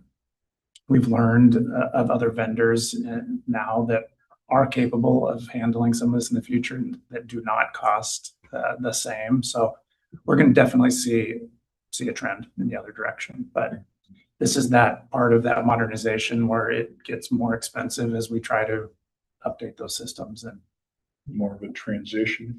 yeah. And I would say we're at the peak of the transition. Okay. So If I can just just to clarify real quick, and it's just terminology clarification. You were definitive that the Deloitte charges are going to come down as opposed to the should come down. Will they or should they? Because if it's a should, then there's some risk out there, and I'm curious what those risks and those assumptions are going to be. they are coming down. Appreciate that. They are coming down. Yes. I just And want to I have would a close say- look on the budget. So I get it. I want to make sure the man spoke. yeah, absolutely. And I would say vendor expenses across the board, you will start seeing a downward trend. Our goal is to be self-sufficient. That is really where we want to be. But the organization way back 2020, 2021 needed modernization. And it's taken a lot and a lot of time and a lot of effort to get there. I think included in this as well is we took a totally different approach to our biannual security reviews. They became much more in-depth, much more intense on a cybersecurity front. We realized we needed to fix some things. That has taken some vendor experience. So some of these other vendors, Deloitte is also involved in that. We have a number of vendors that have spent several years improving our cybersecurity posture.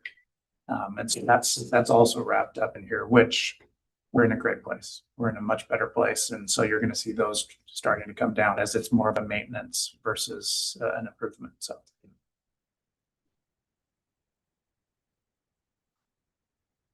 Okay, I think we have beat costs to death. We're going to look at this a little differently and thinking about this in terms of balancing an investment with what it would take to generate that same investment in transfers.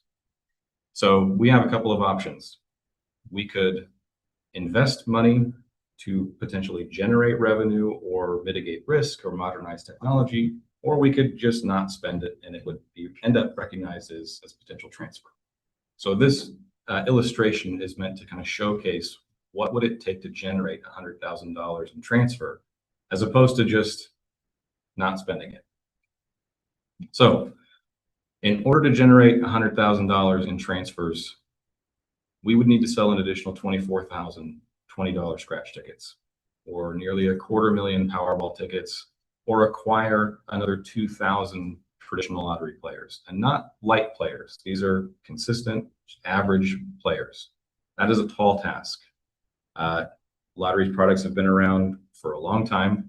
If someone has chosen not to start playing, the likelihood that they start playing is probably low. Unless they are aging in or in the right life stage to purchase the product, just acquiring another 2,000 players is going to be a challenge. Especially after we saw the population trends over there. Right, exactly. So this is just a way to kind of break down all of the various ways that we could see $100,000 in transfers by our major product lines. These aren't additive. These are all isolated examples. So it's not that we need to sell another 240,000 Powerball tickets and have 12,000 more video lottery sessions. This is just isolated examples.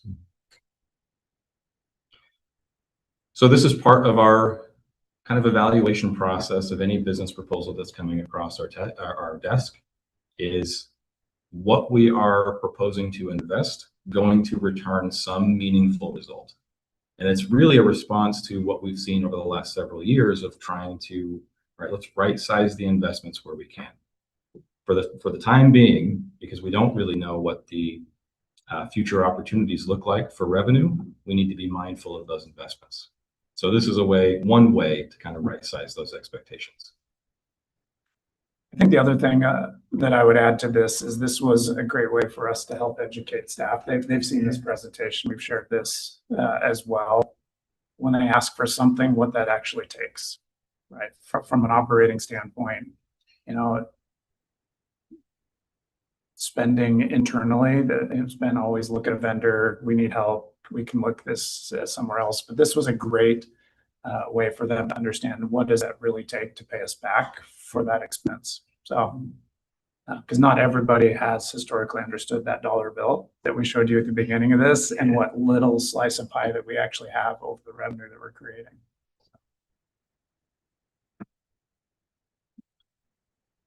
Okay, shifting gears again, looking at channel performance, we have put together a segmentation scheme for our retailer base.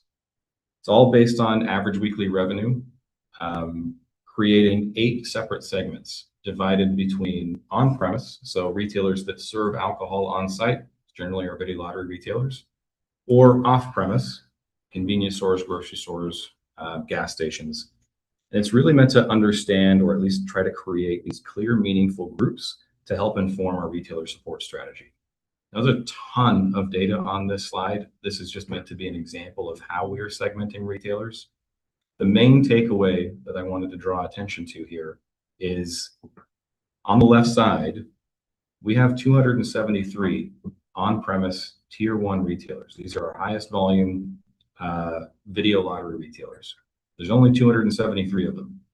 They make up 7% of our retailer base, but they generate 28% of our transfers. As far as the revenue versus investment in these retailers, and that table on the right column, this is the average retailer in this segment. They generate 1.4 million in revenue, which equates to 880,000 in transfers. They earn in commissions $280,000 a year. Their expenses that they incur as a product of being a retailer, which would be monthly network fees as well as amusement taxes, $3,300. So their investment in terms of fees is very low, not including their labor and the costs associated with their business, but just the fees that get passed on for having lottery. And our investment in them is roughly $18,000 per retailer. That's equipment, merchandising, staff time, anything that we're doing to support, enable or support that retailer. So why is this important? We are not saying that we need to allocate all of our resources and time to these types of segments, the high volume segments. But we are saying we need to be responsible with state resources. So where we put that equipment, where we put that, the highest response time, the most time on site, is generally where we need to respond to player availability issues. So if a terminal goes down in a tier one retailer, there's a much quicker impact to play in that retailer, players potentially waiting in line, versus a retailer that's a lower volume segment. There's generally other terminals on site that are available for that player to play if one happens to be unavailable. Now, our retailer support staff are incredibly responsive. Response time, I think we are at Amazing. 80 minutes from the time the call comes in to the time the issue is resolved. And so we're not seeing a big gap in terms of service times, but it is something that we're trying to be mindful of for those broader strategic decisions for retailer investment. You also looking at Sorry. I mean, you look at the profitability for that vendor, that's a really good business to be in, right? They don't pay anything, but they get a whole ton of money, right? And you're paying a lot of their expense. I mean, are you looking at that relationship and how much of that should you have to put? Like all of it, like you are, or should they have to put some skin in the game more than they are? It would still be lucrative to them, right? Right. Yeah, we are definitely looking at this and figuring out how to optimize this a little bit better, because to your point, we have a pretty significant investment. If you multiply this across the entire retail network, our investment is significant in them. So yes, there needs to be some change in this as we optimize and the entire system. It's gone a long time like this, and it's really cutting into our operational expenses significantly. Is this kind of standard for the people that have this model, where you service everything? I think Canada, you said, has that same model. Do they have that same type of expense ratio? Have you guys looked at that? A little bit on that front in terms of especially the commissions generated, because obviously that's the big return to them. And when Laura presented that jurisdictional kind of breakdown, and I believe you asked the question about our net equivalency, and a lot of those provinces actually were more like 18-19% of net revenue, whereas we were more in that 22 to 23. That is a significant difference when we're talking a basis of $1.4 million. So it is an interesting place where even a small percentage change could be there. But there are other jurisdictions that look just like us for that slide. So I think that's the generality, is trying to find, and to Mike's point, where those adjustments could be made without necessarily upsetting the market, and trying to find where our expenses are higher than might be. Yeah, and real quick, I do want to recognize this is the average of a tier one. In your deck, you guys have the other tiers, I think. No? Okay, we can get you the other slides that show the other tiers.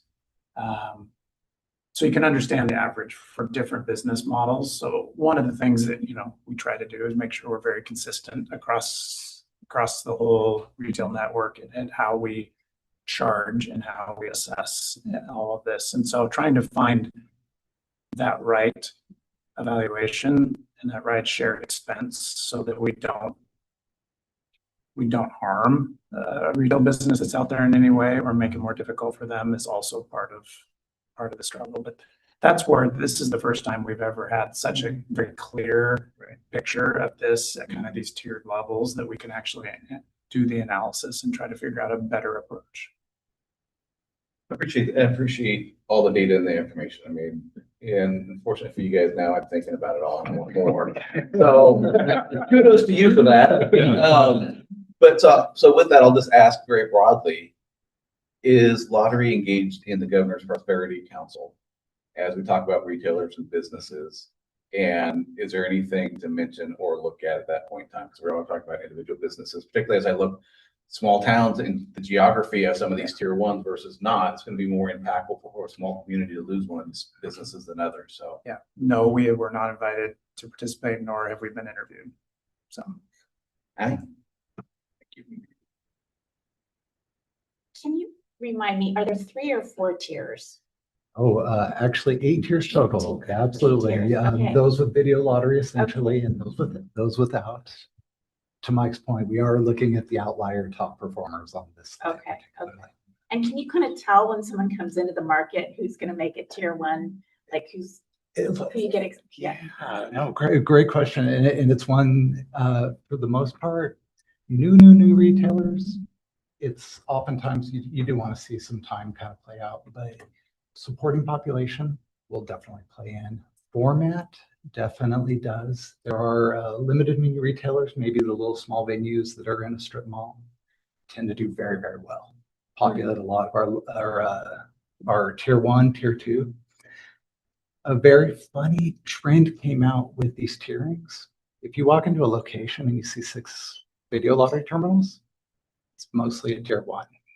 If you see 5, probably a tier 2. So you start actually seeing where that volume dictates a lot. And you can thumbprint is a little bit more the number of the terminals. But restaurants, bars, kind of tier 2, tier 3. And then we have nonprofit organizations like fraternal organizations, typically lower volume, tier 4. What you see. Of course, there's exceptions to the rule. On the lottery product side, it's more very much foot traffic based. If you have a grocery store, probably a tier 1. Convenience stores, flat pantry, the like tier 2. Gas stations tier 3, and then just a handful of folks that are low volume down in tier 4. So yeah, they have different fingerprints as part of the big data that gets unfortunately squeezed into the eyesore of this whole page. And commissioners, one of you had mentioned to me, are there objectives for these different tiers, right? Do we have certain numbers of businesses that we're trying to fit into each tier? And we do not have any expectations. From an equity standpoint, this is kind of a first come, first serve process. As long as you meet the guidelines of becoming a retailer, you're authorized to do that. And so no, there's no targets set for any of these tiers. It's really us just classifying them so that we can understand them a little bit better internally and look at how they are. Do we understand that tier 1s are more profitable for us? Absolutely. But no targets to only have tier 1 businesses. If we did that, it would create a very unequitable business model, I think, across the state, and probably one that the state wouldn't appreciate.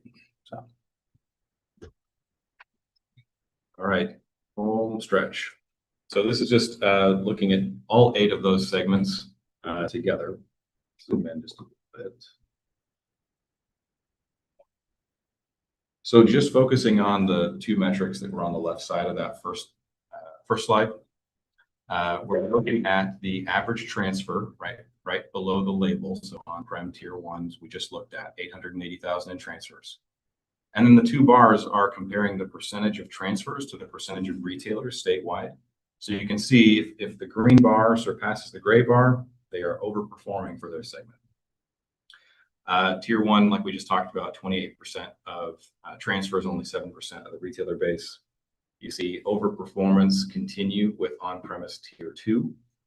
You see a little bit more consistency with Tier 3, that they are performing exactly the way you would expect them to perform, 14% of transfers, 14% of retailers.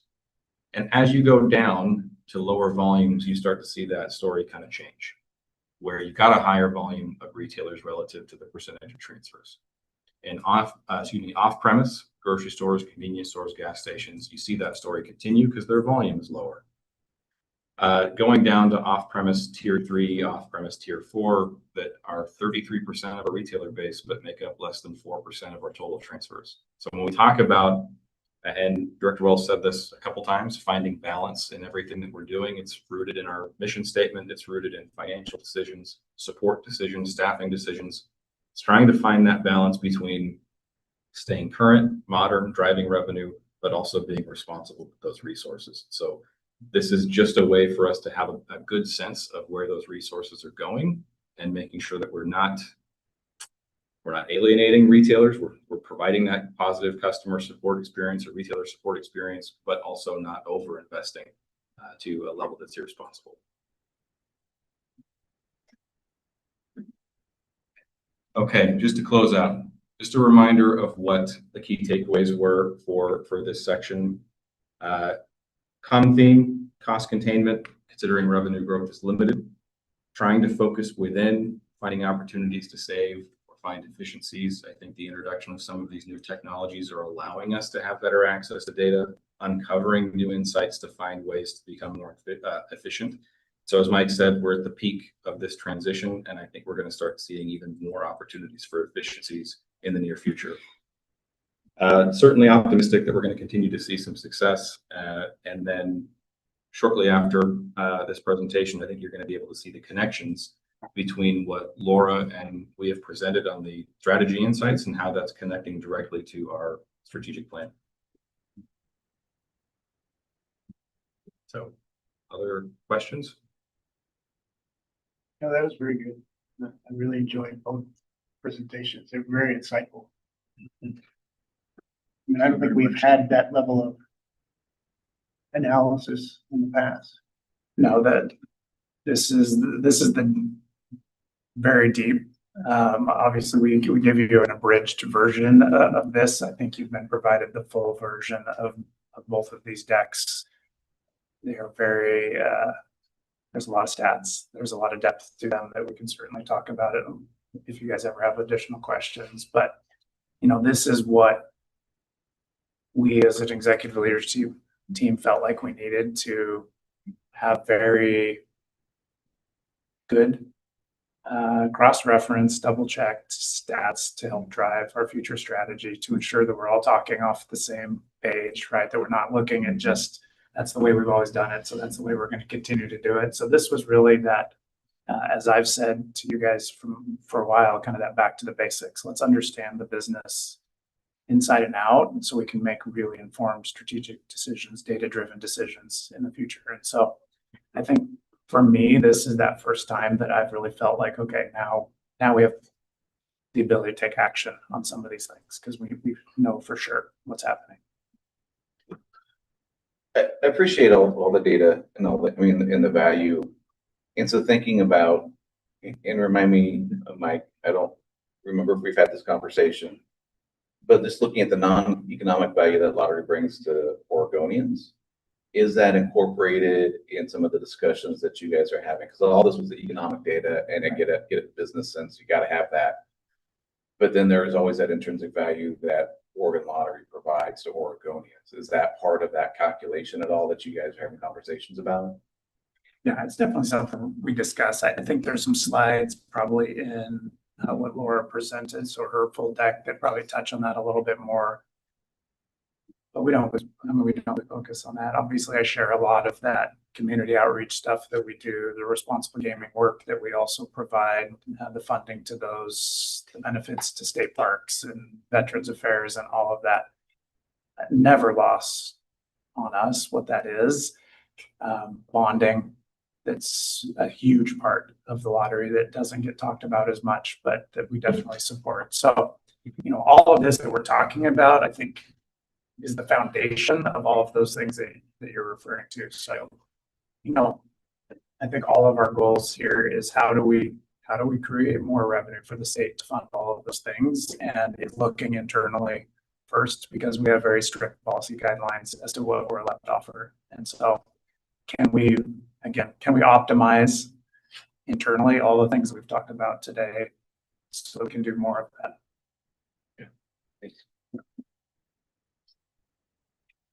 So I think we're a little bit ahead of schedule. We are, but that's okay. So if we break for lunch right now, I think that should work. Okay, so at this time, if there's no objection, then we'll stand down and recess until 11:45. Is that right? Lunch will be here between 11:15 and 11. 12, okay, then till 12. If there's no objection. Hearing no objection, the meeting will stand in recess until noon. Thank you.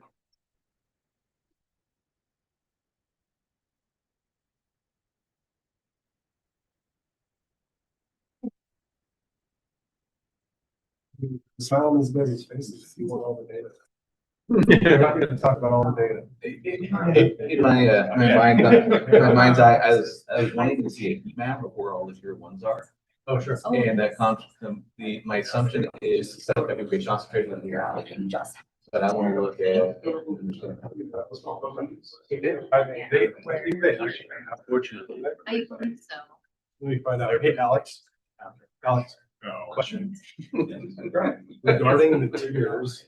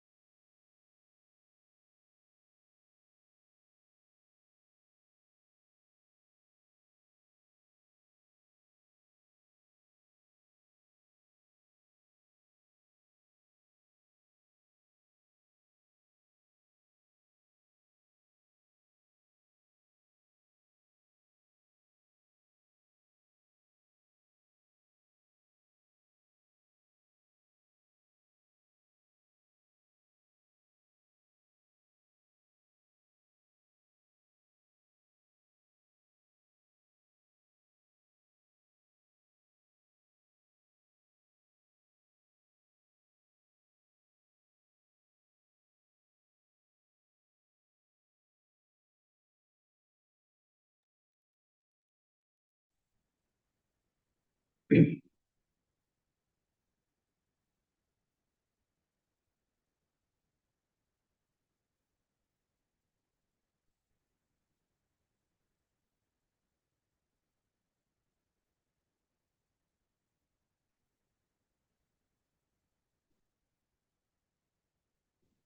need to wait for her to get back.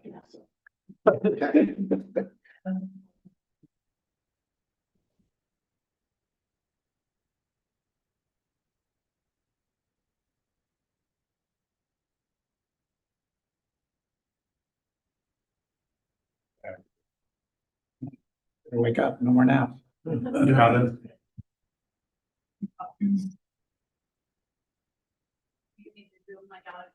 I will not. Thank you.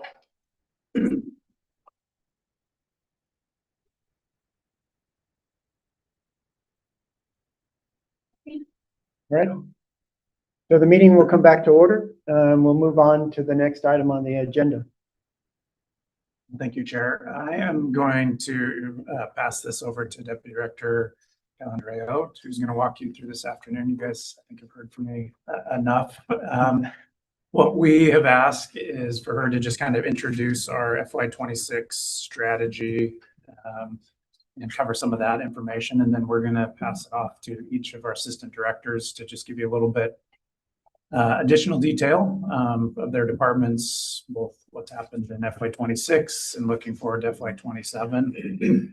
So with that, I will pass it off to Ty. Sounds good. Good afternoon, Chair Ramirez, Commissioners. I'm Ty Calandrello, as mentioned, Deputy Director and Strategy Officer. And so this morning we started going through, what is the information that we use that informs our strategic plan for the organization? And we continue to refine it and evolve it each year. So yes, I'll talk a little bit about fiscal year 26 performance to date, and then we will get into what is the fiscal year 27 plan and talk a little bit about that evolution. So what is that intelligence? What does that forecast, really do for us in terms of informing our business plan? Please feel free to jump in anytime with questions. So this will feel familiar on a quarterly basis. We've been sharing a one-pager around what are some of our biggest initiatives in the organization related to the SMART goals and our strategic plan. So I'll just do a few highlights here around the strategy of mission excellence. On the lottery product profitability action plan, 99% plus of retailers are on auto order, which I think is a really great accomplishment in terms of efficiency. The continuing work of aligning the business model with industry standards. There's an investment proposal under development about video lottery prize gap elimination. And so I think there's more to come there that for evaluation within the organization.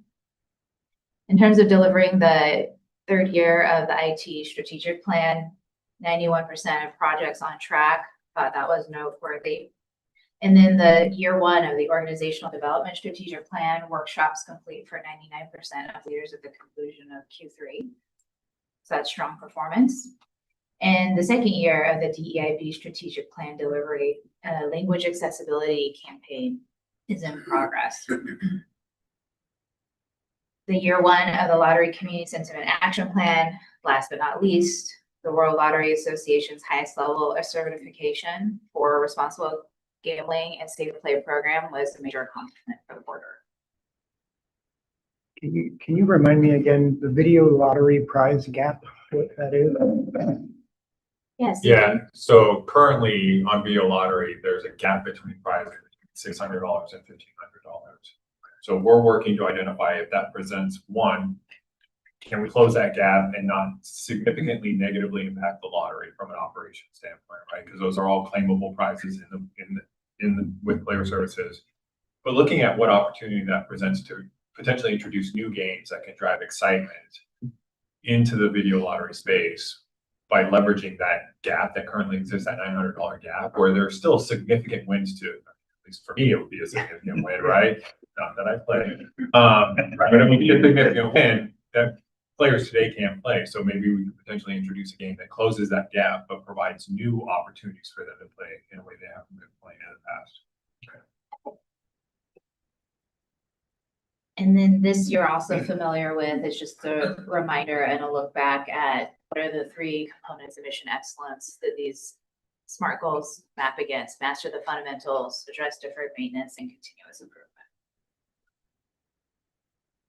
All right, so there are elements of this updated plan for fiscal year 27 that will feel familiar in terms of consistency across the years and how we've been refining the strategy cascade in our organization and the strategic planning process itself.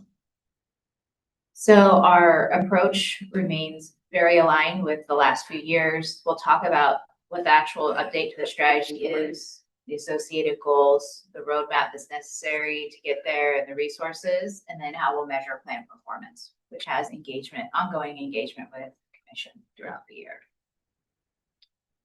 So our vision remains the same. We align the lottery public service nexus. We continue to be in this newer chapter around investment in our organization, around leadership, a defocus on operational excellence. Obviously, the intelligence that we focus on follows that, right? Taking a closer look and increasing our thoughtfulness around our investments and where we point our resources. Continuous refinement of governance and standards and aligning with industry standards as well. And the who we serve and our governance as well remains the same. The job also continues to be the mission of the organization. Our values have not changed. They're in statute, it's the fish, and our commitment to equity remains strong. No big changes this year. And part of that has to do with the nature of the kind of business we are leading here.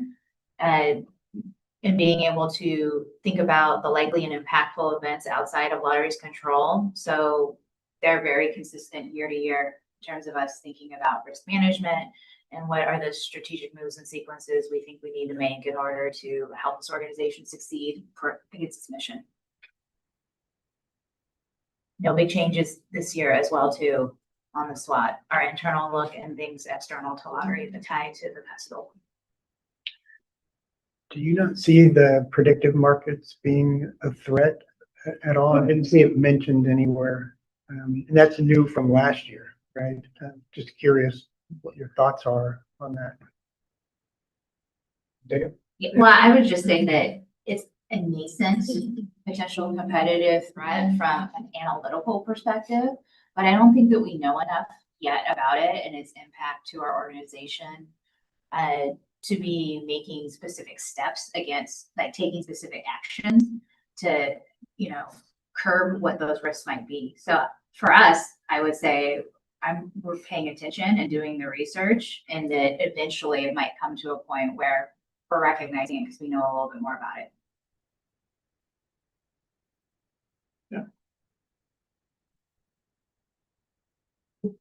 All right, so here's where we're going to start to see some updates. So the why feels very familiar. The what we're doing, mission excellence, continues forward into 32, from 27 to 32, but our agency goal has shifted. So you have seen the evolution in our planning process where we've gone from very distinct, like operational, departmental, divisional level goals that all add up to what we were trying to learn how to do better and achieve. Now we're rolling it up to a new level of an agency goal of sustained revenue growth and margin discipline to achieve $1.1 billion in transfers by fiscal year 32. On the next slide, we're going to talk a little bit more about why we think that that is a goal with a good stretch. I will quickly go over these new KPIs that we'll be measuring our performance against this year. But I will also turn it over to Alex in a minute to talk a little bit more and unpack a little bit more around these KPIs. So the first bucket, net profit, you'll see there's consistencies, right, and ties to the intelligence we talked about earlier today. So we're looking for consistent year-over-year growth and net profit ratio for fiscal 25 baseline at that 62.6%. And what is the purpose, right? It's about, is the lottery generating maximum profits efficiently? The next bucket, net revenue compound annual growth rate of 2.72%. The purpose there is lottery revenue growing at the rate necessary to reach the transfer goal. And then we start to look at capital expenditures or capital expense and operating expense, have some ratios there. So in the CapEx bucket, annual CapEx rate of 2 to 3% is a target, annual CapEx to depreciation ratio of 1. to look if we're stabilizing our annual investments relative to net revenue. And then in the operating expense space, annual retailer OpEx rate of less than 4%. And are we making efficient use of our resources to support retailers? So with that, I will. So I noticed that Yeah. that the second, third, and fourth one have very specific targets, whereas the first one just says consistent year-over-year growth without a specific number. Why would that not have a specific number? We'll address that on this next slide. So, go ahead. Sorry to interrupt your flow. Going back to the agency goal to achieve 1.1 billion in annual transfers, what's the transfer rate right now? Total, well, depends on what base number we use. So with traditional products, 84% of revenue less prizes, video lotteries more, unless your question is different. You got 1.1 billion in transfers by fiscal year 32. What is that number now? Yes, you want to take that one? Yeah, I'll take that one. Chair Ramirez, Commissioners, and Director Wells. For the record, my name is Carl Strauss, Controller of Oregon Lottery. We're projecting, and we'll have a slide later, for fiscal 27 transfers of just under 925 million. I appreciate that. So I'm trying to put that in relation to the slide that we saw earlier about how many additional players we need, how many different whatever. Yes. And so if we're looking at 200,000, I'm curious, I just want to have that in my head and look at the KPIs related to that previous slide of how we're going to achieve that in 5 years. Thank you. Absolutely. So agency goal of 1.1 billion is definitely a stretch target. We look at, I know the slide we're calling out the March 26 forecast. We just heard from Mitchell at OEA about the June forecast. Within that June forecast, we're anticipated to see 1.07 billion in transfers by fiscal 32. So we're talking about a $30 million stretch goal. Now, we've seen forecasts out that far can swing quite a bit. And so we are certainly banking on natural economic growth. Population has definitely slowed in Oregon, so that's not going to be necessarily a reliable source of increased players. But over the next several years, understanding how the competition landscape ends up kind of panning out with prediction markets and other products, there are certainly things that potentially may open up over the next 5 years from a revenue perspective, but more importantly, it's what we could potentially realize in terms of cost savings. So it's not all revenue generated, it's also what we can potentially reduce in our spending and become more efficient to make available to transfer to bridge that gap. Does that help? It does. Thank you very much. So in order to get to 1.1 billion, following off of a fiscal 25 baseline, we need an annual growth rate of 2.72%. So if you were wondering where the 2.72% came from for that net revenue growth rate, that's why. We're trying to make sure that revenue is keeping pace, which we'll see what control we have over in doing so. If we are successful in all 5 of these KPIs, we feel like we have the best chance for success to hit that agency goal of $1.1 billion of transfers. Our net profit ratio, we talked quite a bit about during the strategy insights session. When we talk about consistent year-over-year growth, we're looking for a 1 percentage point increase. So we have a lot of room for improvement if we compare back to where we peaked in fiscal 22, just over 68%. And so over the course between now and fiscal 32, we could potentially get there. It's going to take a lot of change in terms of how we are operating, a lot of change in terms of what our revenue potential is. And, you know, year after year, we may need to adjust some of these thresholds based on what we're experiencing in the market and what restrictions we may be facing. Talked about net revenue growth rate, trying to match the pace of what we need to hit that transfer target. When we look at the CapEx rate, so capital expenditures as a percentage of our net revenue, historically speaking, it's kind of bounced around quite a bit. The last few years, however, we've been between about 3 and 4%. The whole point is trying to have some investment discipline relative to our revenue, trying to maintain that stability. So our target is in that 2 to 3% range.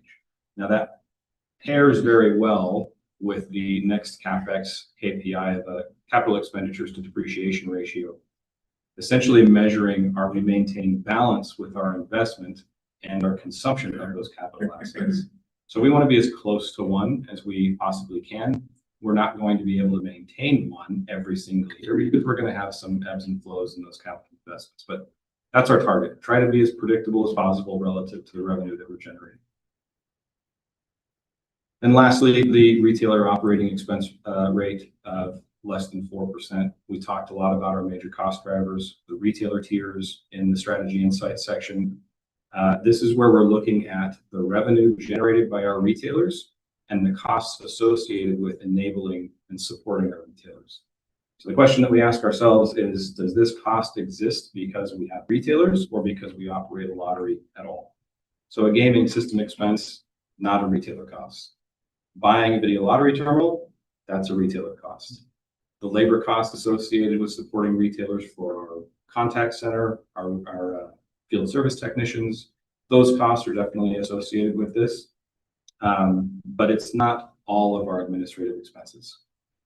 So we've seen kind of an increase in the last few years from 2022 at 3.6% to 2025 at 4.9%. So our history shows that we can't rate under 4%, and so that's why we selected that initial target.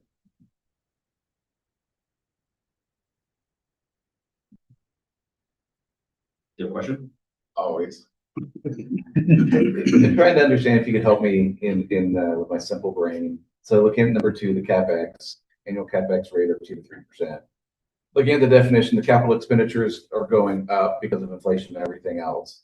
Net revenues are fairly flat. So I'm trying to understand how that can be achieved given inflationary pressures on the expenditure side and what would that look like to that net revenue side? Again, trying to relate it back to the slide that we saw on the previous session. Yeah, good question. Some of it's based on initial acquisition of new technology. So, for example, the Salesforce contract, and Carl, please correct me if I'm wrong. The initial implementation of Salesforce was a capital expense. The ongoing licensing costs aren't. There's a point why I'm going down. Yeah, yeah. If it's considered under GASB 97 as a subscription-based IT agreement, then it would be capitalized. Okay. Still a far less amount compared to the initial implementation of that technology. So while the costs of service and the cost of technology is on the rise, we shouldn't be seeing these tens of millions of dollars in investment in these technology platforms, back office systems. We've already made that investment. So now we're talking about the maintenance period of more renewing licenses, ensuring continued support, and that's a much lower cost. So I think a 2 to 3% CapEx rate is reasonable if we aren't anticipating some of those large upfront investments like we were 23, 24, 25. For those subscription services, for the maintenance side of things, what's been their annual increase? Is that going to exceed that 2 to 3% that you're talking about?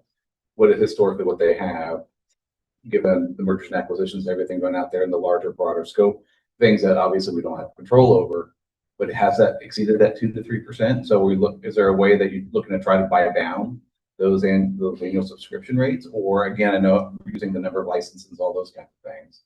So in a lot of our contracts, technology contracts or consultant contracts, we do put a provision in the contracts themselves to only allow a cost increase that's connected to the CPI, okay, or no more than a certain percent. I think we're getting pretty consistent with that. Go ahead, Tiffany. Sorry, Tiffany Corbett, AD4 Business Services. Where we can include that in contracts. It's not always an allowable addition, but we always try. As an industry, technology contracts go up anywhere from 8 to 20% year over year. But through targeted negotiations, we're trying to limit that impact on our operations. So we're looking at a lot of what Alex already talked about, license distribution. Are we right-sized? What's included in our contracts? Are we utilizing those services? Or is there anything we can divest from? From an operational standpoint, where is that transition? What's the roadmap for that technology? Are we positioned to accept those changes, or do we need to do anything internally to provide efficiencies to be able to take on those changes, or is that something that we would try to defer? We don't have to accept all of the upgrades that get pushed down through those contracts, so we have opportunities, but we are actively trying to get in front of those increases so that we can negate the impact, but we don't always have full control over that. Thank you very much. Thanks. So this is a look at what are some specific plan initiatives that remain connected to the strategy of mission excellence. And what this slide also represents too in the KPI transition for the organization is this recognition that we're still building a portfolio, enterprise level portfolio look at deepening the level of detail eventually that will come into this strategic plan roadmap. So right now we know about like significant contract renewals and things like that that we need to address. But we are working with our team inside the organization to continue to think longer term in their planning and do business case work and to run through a portfolio management process. So this is a carryover of work that we've been talking about in our current fiscal year, carries over into the next fiscal year. So we wanted to give you a look at how do they tie to those three elements of mission excellence. There's a few that I'll highlight. The biweekly payroll project is one that went live this week. And so it's very much on track. And we're excited to get that project delivered. We are also working through the ongoing agency realignment work. Completion date Q1 of fiscal year 27. And I think another one that's really noteworthy, which we touched on earlier this morning, was around the mobile app migration and the pivot that we made related to that project, having recently gone on to RFP. So next year, it may not look exactly the same in terms of sharing what these plan initiatives look like, but this does bridge the difference between the two plans and how we've communicated what our organizational priorities are. So here's a look at something that is familiar, an updated roadmap. Like I just mentioned, has some of the big obligations and contracts that are really critical to running our business. Acknowledged. Some highlights for what we completed this year is the iLink retailer hardware upgrade. We did the 26 biannual security review, and we did extend our contract, the Aurora contract that Alex mentioned earlier today with Brightstar. For our library product support system.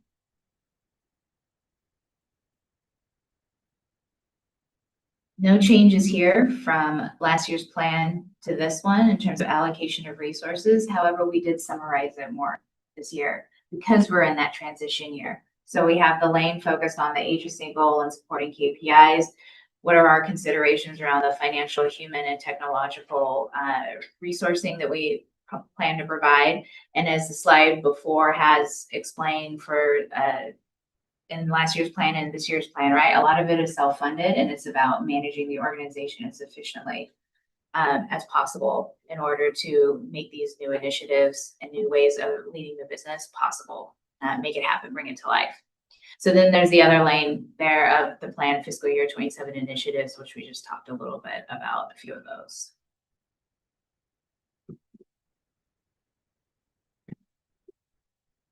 And then the last section here is an update to accountability and communications. We will continue to provide updates. How we're going to do that is quarterly at commission meetings, and it's going to be integrated into the director's report. In fiscal year 27, we'll also summarize some of those elements of success in our end of year annual report. And the strategic plan is being offered here.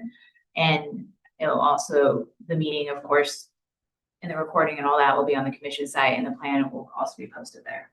So that part remains the same.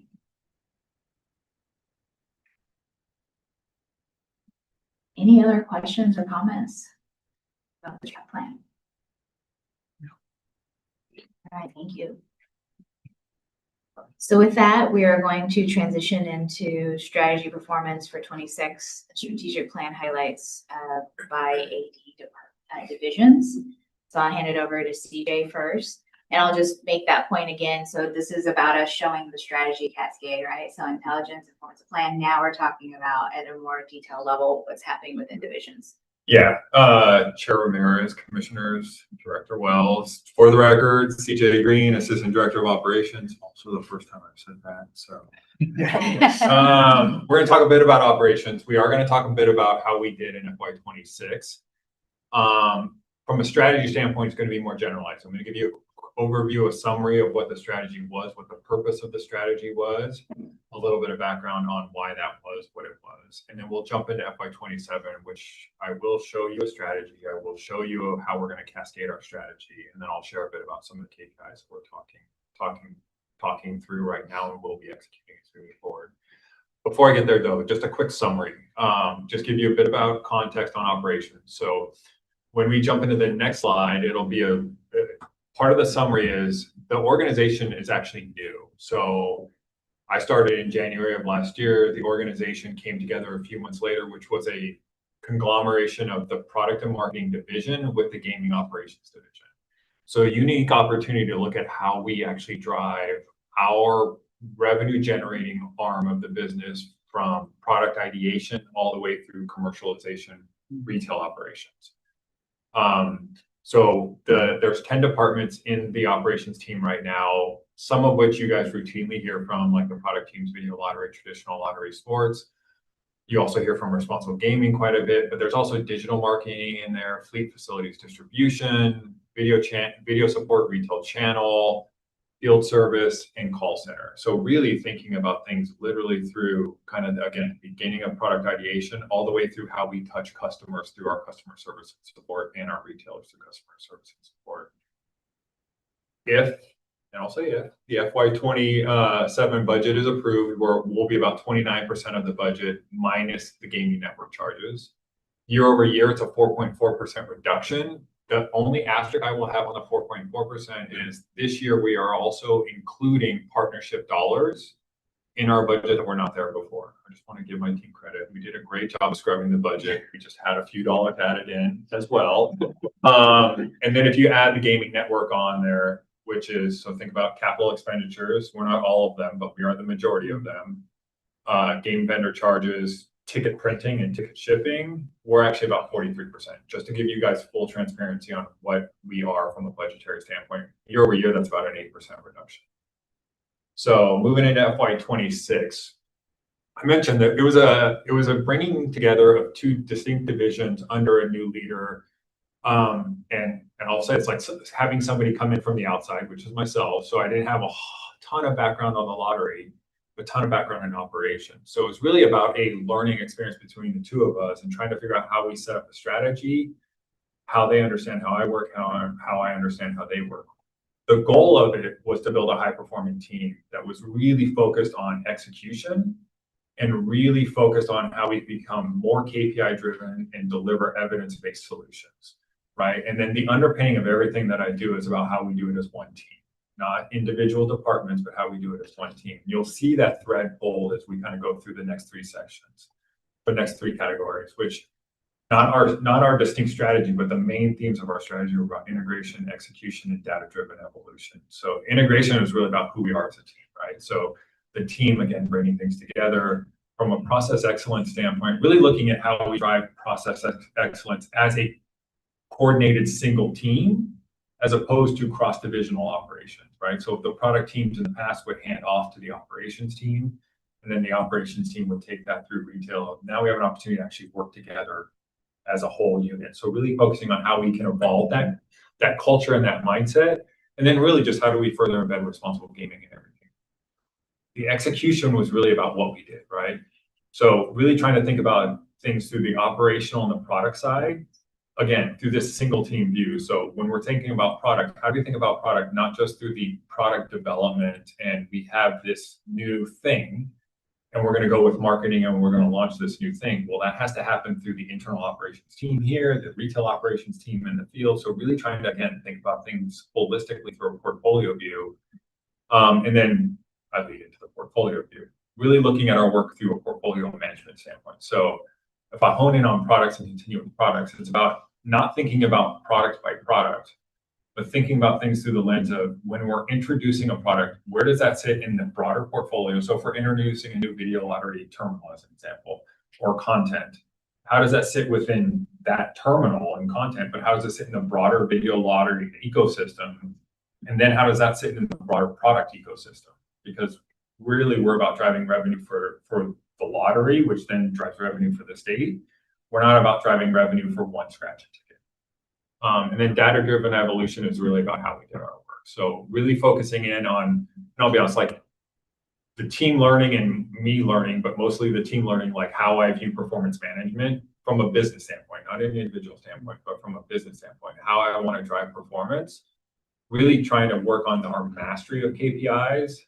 And so we can actually start evolving our use, and you'll see that evolution as we kind of go through 26 into 27.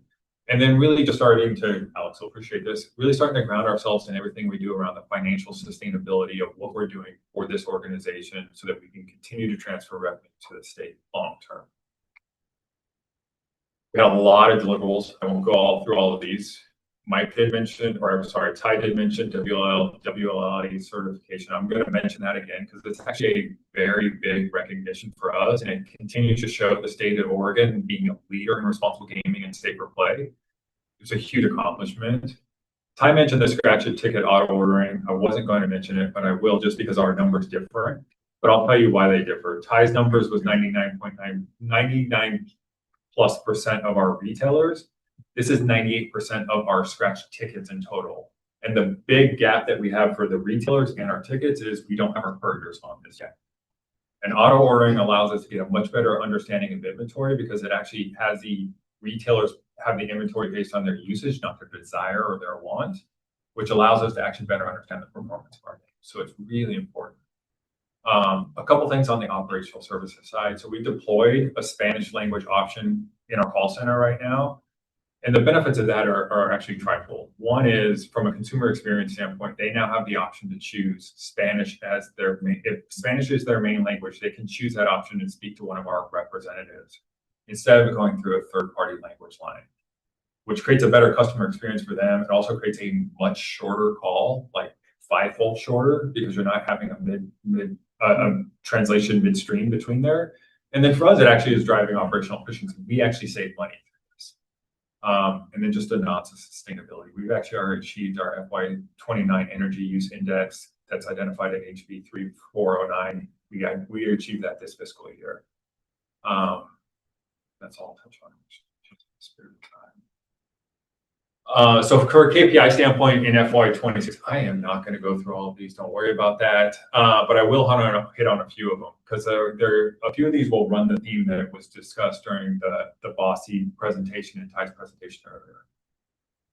I'm actually going to touch on one of the lowest numbers on the lower left, the scratch a ticket administrative savings, because I want to recognize the team. They've done an amazing job this fiscal year, actually turning the corner in our administrative savings on scratch and tickets. So meaning our internal profitability on scratch and tickets, and 2.73%, it's not a huge number, but it's a significant lift. We have a long runway to go, but this is a huge step in the right direction. The Sierra's win per unit per day, which is really just think about like replacement lift, right? I mean, you have an iPhone. My personal iPhone might be an iPhone 12, and it's because I haven't had anything that's come out that's like, hey, I really need to go buy this. But when that comes out, then that phone is going to replace my phone, which is going to cause me to buy a new phone because it's something new, right? So that's a replacement lift for this year. It replaced an oxygen. So people saw it as this new thing in our bars and our retailers. Great, they went to play it. We're almost a year later, we're still seeing that 19% replacement lift, but we're also seeing a 2% market expansion in its use or its market share. So we're seeing continued benefit and drive from that. So we have to understand as we move into 27, we have to understand the why behind that. Why are we seeing that lift? What's driving our consumers? What are the attributes? So it's given us some insights, but we're going to take it and build out more. From a budget variance standpoint, I'm going to talk about this partially because it's the only yellow one, which I'm a big fan of yellow and red, but in a sea of green, I'm not. But I do want to give you some context here as it relates to our budget forecasting. So our budget variance, if you took out April's numbers that we recently got from finance, we were actually at 4.5%. One of our big investments around video lottery was targeted at the beginning of the year through budget planning to be in Q4, not a specific month, but in Q4. So that was level loaded across the 3 months. we'll receive it in late May or June. So if we had identified May or June for that period, we would actually be at 3.4%. So it just goes to our continued work around budget execution and budget projection and forecasting. The better we get at this, because at the end of the year, we'll end up, cross my fingers, below 5% as an organization, because that will land and we'll be accurate where we're at. So just some context to the yellow, not that I mind yellow, but just some context to it. I'm sure the accountants would appreciate that side of things. And then just from a miles driven standpoint as well, like we continue to drive efficiencies in our miles driven, which honestly at this point is only benefiting us even more just with the cost of gas. So we continue to do a great job in that space. And honestly, in FY26, we're continuing to do better than we did in 25 and 27, projecting the same. Moving into 27. It's a smaller view, but this is our strategy. So we've been working in parallel with us at the exec. Well, I've been working with my leadership team in parallel with the executive team to build our strategy in concert with them. So we actually do have, well, assuming the budgets and strategies are confirmed by the commission today, we do have a strategy that's defined and ready to roll out in a couple of weeks to the broader team. And you'll see some consistencies here with the OSL strategy around. We have a net revenue target increase of 3%, partially because I'm a little more aggressive than I probably should be at times. But I think it's a good driving force for us. But we want to see a 3% net revenue increase in the portfolio and a 0.5% increase in net profitability. And then we're going to look at things from an operational cost standpoint, because that will impact net profit. It'll also impact OpEx. It has the potential to impact CapEx as well. So we want to reduce our operating costs by 6%. I'm going to jump to the far right now, and we're going to talk about modern platforms and customer solutions. We're looking to modernize 20% of those. When I say modernize, though, just for context for this group, it really isn't about purchasing new software. So as we talked about, kind of the cost of software going up, it may definitely requires at least one new piece of software that we're asking for. But beyond that, what we're looking to do is expand and deeper integrate into our existing solutions. So Salesforce is a great example. Our account managers, our call center, and our field service teams are deeply integrated in Salesforce right now. One of our key focuses will be to further integrate into Salesforce and expand our usage of it, which will drive our usage of modern platforms that already exist today. I left the last one because it's probably the most difficult. And if you look at the speaker notes, you see my brief explanation. I'm more than happy to go offline on this with any of you and talk about it, but I'll simplify it in this way. So new product value realization index is a way to actually measure kind of the end-to-end look at products and how you launch products. So generally when people think about products, right, they think about how did it perform in the market? What was the sell-through rate at retail? Do you have to discount any of your product to sell through the rest of that product? Knowing that our goals are around net revenue, net profit, managing our expenses, I want to really look at how successful we as a lottery are at launching products. And that includes the product itself, but it includes the internal operations, our retail operations. It includes any postmortems on what the overall profitability of that was. So it's not just looking at what happens in the market, but what does it take to get to market? And once it's in the market, how did it perform? So when you dig into it, you'll see we're accounting for all internal aspects of that work, but it's to ensure that we're being as efficient as we can and as profitable as we can be as we launch new products, to make sure that when we launch them, they're successful and we are seeing the revenue generation and the profit generation that we should see from our side. Question. I appreciate all that information. As you go through the operation side and what you're just talking about, as you launch new products, do you have defined red lines and points of no return? Can you say more there? As you go through and you launch, once you realize, you know what, this is not going to perform on the back end because we've reached this stage, when are you going to roll that back? And you have that built-in cost that you know that, okay, if we're going to go 50% of the way, and then we hit our point of no return and we're not going to go any further, we've just eaten these costs. And how is that incorporated into the budget and everything that you're working for? Because I imagine not everything that is dreamt is actually delivered to the market. Correct. Correct. So I'm gonna give you a couple answers to that. One is I shared it with Ty yesterday, a deeper view into the way my brain works, which is a deeper explanation of new product value. Yeah, you're like, I don't want that. No, I'm just saying this is a recorded meeting, and I would not for my brain. Yeah. The way we will calculate new product value realization index, which is there are certain gates that we will go through. So like compliance is a really good one. That's one of the ones that we will measure. If we are not meeting compliance at a very low level, meaning we might have a plan, but there's some gaps still existing. If we're not meeting it at that minimum level, it's a non-starter. We won't even move forward at all. So there's some internal gates that we built into this process. In addition to that, what I'm trying to switch and transition to is this mindset of pilot and failing fast, right? So we can go through thorough planning, but we're not looking to create the optimal solution at the end to actually then launch the product. We are able to start to seed the market. We've done some of that this year. There's actually part of the reason why we're starting to see some of this transition to scratch tickets. We're starting to seed the market with price structure variation, pricing structure variation, and really looking at things from a portfolio lens.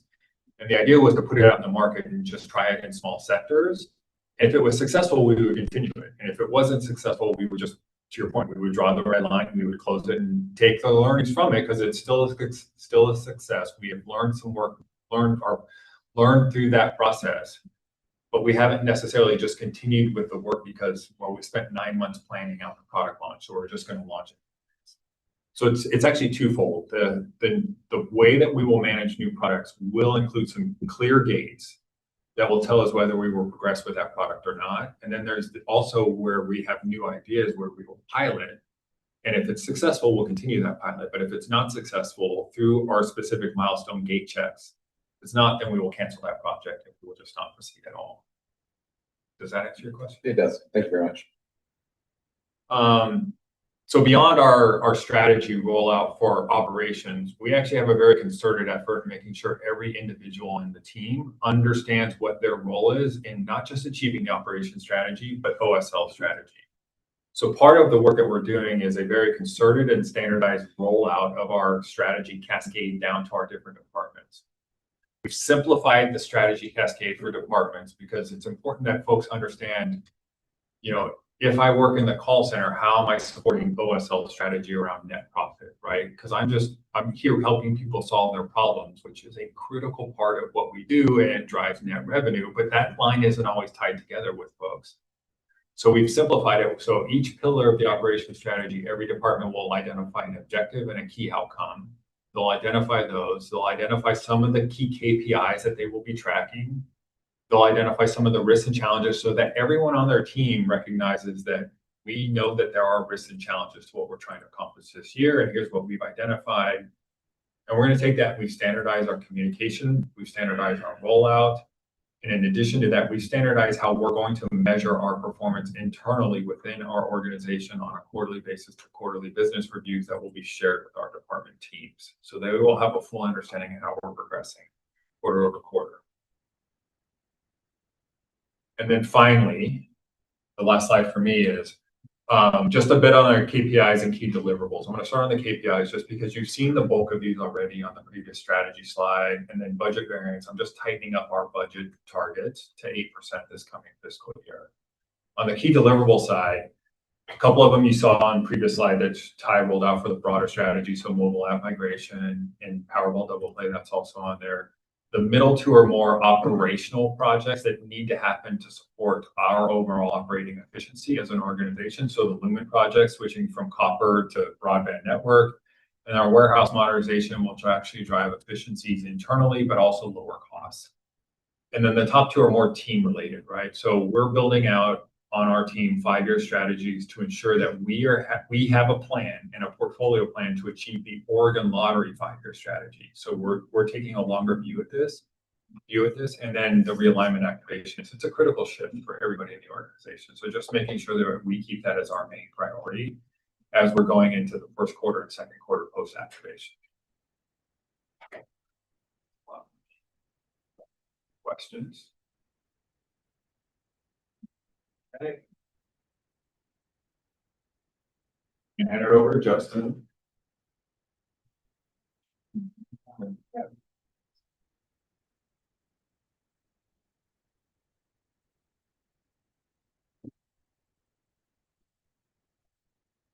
Chair Ramirez, Commissioners, Director Wells, I'm Justin Hedlund, I'm the Assistant Director of Security. Thanks, CJ. So what I'm going to do is just provide some brief highlights from FY26 from security, as well as kind of to look into the plan for FY27. But same summary kind of that CJ gave about who we are. So we're comprised of the security department, and through a contract with the Oregon State Police, their lottery security section of their gaming division, as well as information security, the retail contracts department, and internal audit. So that represents the 75 full-time staff, and as CJ said, if approved, the budget, it would represent approximately 15% of the overall budget, and also a 9% decrease in year over year from FY26 to FY27. So the security division hasn't done strategic planning specifically. We have really just focused on the continuous improvement piece of the work that we do in support of the agency and its mission. It is new for us and new for me to work at a business strategy from a security tech lens. And how, like CJ mentioned, how do we level that up to the work that we do? How does that help us fulfill the mission and goals of the agency, specifically in like a revenue generation aspect. So the highlights kind of from FY26, just as far as the things that we had accomplished, you can see on the slide, there's a bunch of information on here, but each one of our groups has really taken on the continuous improvement. What can we do to help improve ourselves, to show it better for the agency? Our internal audit department works throughout the year, both in not just engagements that are scheduled, but also in just consultation with other groups as they're doing their work. What are ways that we can ensure that we're doing the right thing the right way? And one of the areas where that was shown up is in just with our budgeting process and through the improved communications and training of our budget. And those results have come from some of the engagements that internal audit had conducted. They were also due for their review in FY26. So that's a 5-year review that is conducted into their operations and just how they show up. They achieved a fully conforms rating from the auditing team that conducted that review. And that's based on 52 standards by the Institute of International Auditors. And they also reviewed just the overall maturity of the team, and they achieved a level of highest maturity in their operations. The security department sees multiple opportunities to work on our internal processes and working with our partners to make improvements. Through one of the examples here is just the ability for us to streamline processes while maintaining integrity in the system. And in this case, we're able to save 30 hours per week of staff time in the processing of mail-in claims. We spoke earlier about biennial security review, and those reviews are designed to test our security systems and our protections. And as Mike indicated, we've made a very intentional approach to be pretty aggressive with the testing that we do and partnering with world-class agencies in order to do that testing. And that has given us an opportunity to just considerably improve our protections and our overall security posture. And from those reviews, we get the remediation findings that we can then work with our other internal partners in IT to do that remediation work and better protect our systems. So far, we're ahead of schedule in that remediation work and have completed over 50% of the priority 1 and 2 findings. The other benefit of that is not just a better protected system, but we've also seen our cyber insurance premium rates decrease year over year as a result of the work that we've done, which is really not super common from the brokers and our partners at DAS that help us with our cyber insurance. They have told us multiple years in a row that it is not common for us to see these decreases, but it's because of the improvements that we've made and the investments we've made in our system that have allowed for that. The retail contracts group has seen several changes. We've spoken about Salesforce and transitioning to platforms to consolidate different systems. Retail contracts transitioned to Salesforce, and they've been working through the maintenance and innovation phase to really realize some of those efficiencies. Because we launched with a minimum viable product that would just allow us to do our work. But through that M&I process, we're really starting to figure out where can we streamline things, where can we get efficiency, and not just complete our work, but do it in a more efficient manner. We have also been able to look at the Laserfiche platform, which is our secure document storage system. And we made some upgrades to that system as well as some back-end enhancements.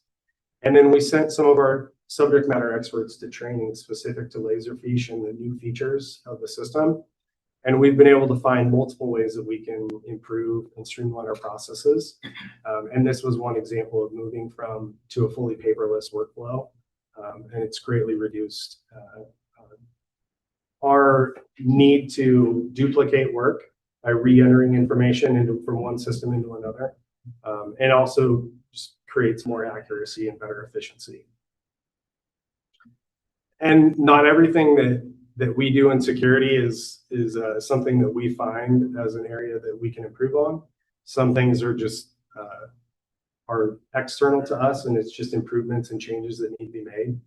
And two of the things that we did was making changes to processes and systems and rules to accommodate not just the limit of international courier sales, but also to address the HB 315 requirements of not allowing the sale of lottery prizes and then winner anonymity. So through FY26, we just have essentially supported that continuous improvement piece of how can we do our jobs better and support the lottery while still protecting the fish and doing everything that we need to do from a security perspective. And like CJ had mentioned, their group has done a really good job in learning how do we cascade those things all the way down. And we're learning from their group and Tiffany's group as well about how can we tie all that stuff together. How can we bring our people along so they can realize that of, how does my day-to-day work not only just impact the work that we do and how we show up for our customers and our partners, but how does it actually help drive revenue?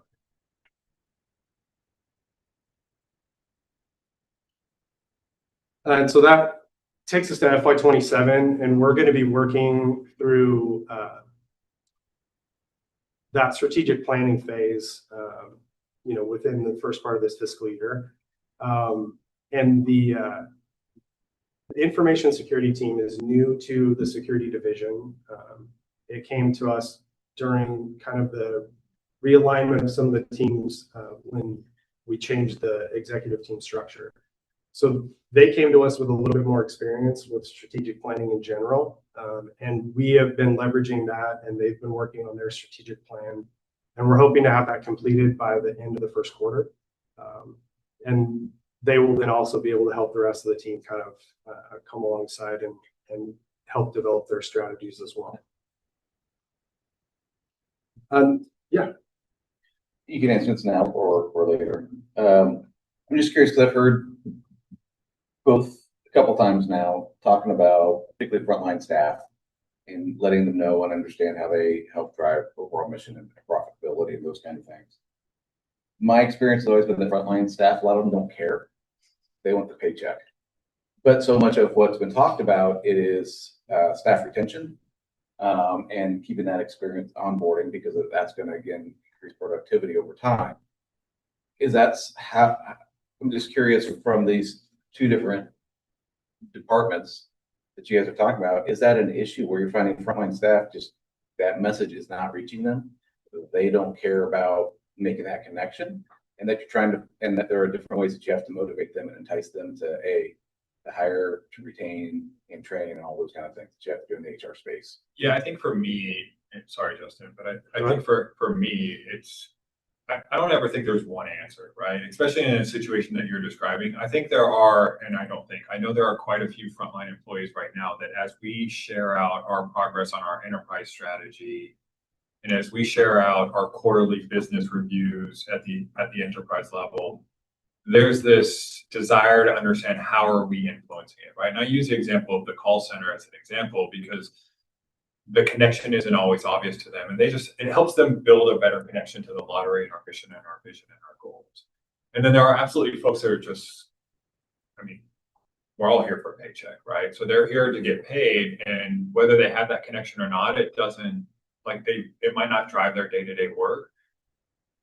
So for me, I'm not trying to force something on somebody who doesn't necessarily want that level of information. What I'm trying to make sure is we're giving that information to folks who want to have that information to understand how their day-to-day work is supporting our FY27 strategy, but now our FY27 to FY32 goals and how they're helping us get there. If that helps, right? Yeah, I'm not seeing a disconnect there where it's hard to maintain retention though. I think those that don't need it and want a paycheck, well, they're still here, of course.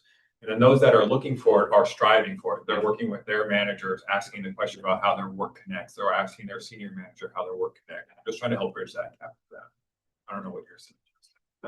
No, I don't, because we're super early in this, a lot of that is, I just show up and do my job. And the better I do my job, the better we get as an agency. And it's understanding how do we then communicate that? If that's if that's the driving factor for them and the good work is still getting done, then I'm okay with that. But if they want to know, to CJ's point, if they want to know, hey, how do I help drive this so they do understand that, then I think it's our job to help them understand that. And I'm still learning to understand and making those connections between if we make a change here, how does that actually impact revenue? Because it's maybe not a way that we've ever thought about it before. So I think maybe just one other thing to add, sorry, is I know everybody thinks they're unique, but I do firmly believe this place is unique from an employee standpoint. The employees have a very strong passion for working here. And really want to understand how they're helping and support not only the lottery, but how they're supporting the state. So I think that drive and desire to understand is not abnormal from other companies. I think most people in companies, either they're there to do their job or they're there to do their job and they want to know a little bit more. But that want to know a little bit more is it's a little more unique in this group and this team and this business because of what we do for the state of Oregon. Appreciate that. Yeah, Commissioner Conrad, I'm just add one more thing. I think we've really made a lot of changes in the last 4 or 5 years in this organization, both from how we strategically plan to how we're organized to how we track KPIs, things that did not exist here historically. We put a lot of pressure on process improvement, budget reductions, do things a different way. And I think that's change is hard for an organization, and trying to provide staff at all levels as much clarity and information as why their job is important, why we're cutting back on costs, why there's changes across the organization, why did we make different divisions, has been really important. There's a lot, as we talked about earlier, we have a lot of long-term employees who've been here 30 plus years, and they do want to understand, to CJ's point, why are we doing this and what does my job do to affect that change, or how can I make this change? Or if you're tying these KPIs or these strategic goals, how do I impact that? It's one of the concerns I just heard. I'm just a X employee, how can I affect that revenue at the end? And so I'm trying to connect those dots for each employee, I think we find to be really valuable organizationally, get more buy-in, and just more dedication from each one of them to try to reach these goals that we're sharing. Yes, this slide just represents some of the planned initiatives that we've talked through in security that would support that mission excellence, and kind of align to the different components of it. As historically, we've just focused on the continuous improvement piece, but there may have been other things that we've done that have touched on those other areas, but it wasn't intentional. It just was a matter of course. So this would be another example. So specifically the security case management system upgrade is that first one there. And that's more of a if approved, because that's based on budget. That's based on our new system for submitting projects and proposals to lottery for review. We're looking to move away from an antiquated system that's unsupported to the Salesforce platform that would be kind of like the consolidated agency platform to help us do our work more efficiently, and it will allow us to track against KPIs and actually develop some of those as well. You can see some of these are continuations. We're continuing the Laserfiche process improvements. We're going to be able to find a lot of efficiencies, I think, in our work because of that. And then the biennial security review is coming up again. But we've looked at what can we do from a security perspective, not just through the lens of, hey, we got tested, now what do we need to fix? But where can we go and what can we shoot for as a goal? And so creating that roadmap and goals about how can we get to the future state of being proactive. That's where the security benchmarking and enhanced training piece comes in. What we're looking at doing, we've started a benchmarking assessment against the National Institute of Standards and Technology's cybersecurity framework. But because I don't want to say that another time, and most people wouldn't either, it's the NIST CSF. And what that's going to do is allow us to have that future state goal. So yeah, we're going to continue with the biennial security reviews. We're going to continue with the aggressive testing. But in the meantime, what else can we work on to try to get better, to try to continuously improve, and to address some of that deferred maintenance that we may have in our systems? We try to do that through some of the biennial security review work, but it may not tell us, well, what is it that you want to do for the future? Because in the end goal for us is how can we reduce our reliance on third-party vendors to help us with this work? And then can we self-insure for cyber? Because if we feel comfortable with our systems and our people are continuing to find the areas where we need to train to improve our systems internally, then we may not need that external cyber insurance. The other piece of this is just the retail contract process. And it's something that you touched on earlier about what are the things that we can do. So retail contracts works consistently, like cross-functionally with our other partners. And we're trying to provide clear, consistent, and actionable information to prospective retailers and current retailers to support those successful partnerships. But the way that the state of Oregon is so diverse in the business models that are successful, the way that businesses operate, what the needs of the geographical area are, what are we going to do as an agency to look at our processes, procedures, and rules that would help support those, but still do it equitably and be consistent and still provide all of that same level of just integrity amongst the different platforms. So the retail contract renewal, you've seen a couple of times, you saw on the slides earlier. That has been a process that we've been going through to look at what is it that we're going to change, what updates do we need to make, and how can we align that better with the increasing operational costs that not only that we're seeing, but retailers are seeing. And so we need to make sure that we measure that stuff and understand how can we all do better. And then the retail compliance improvement, that's just kind of an effort to what can we do to have a more measured response. Right now, we can send a letter or we can terminate their contract. Can we do better than that? Because there are other circumstances that could make it, a different program work better and be more equitable.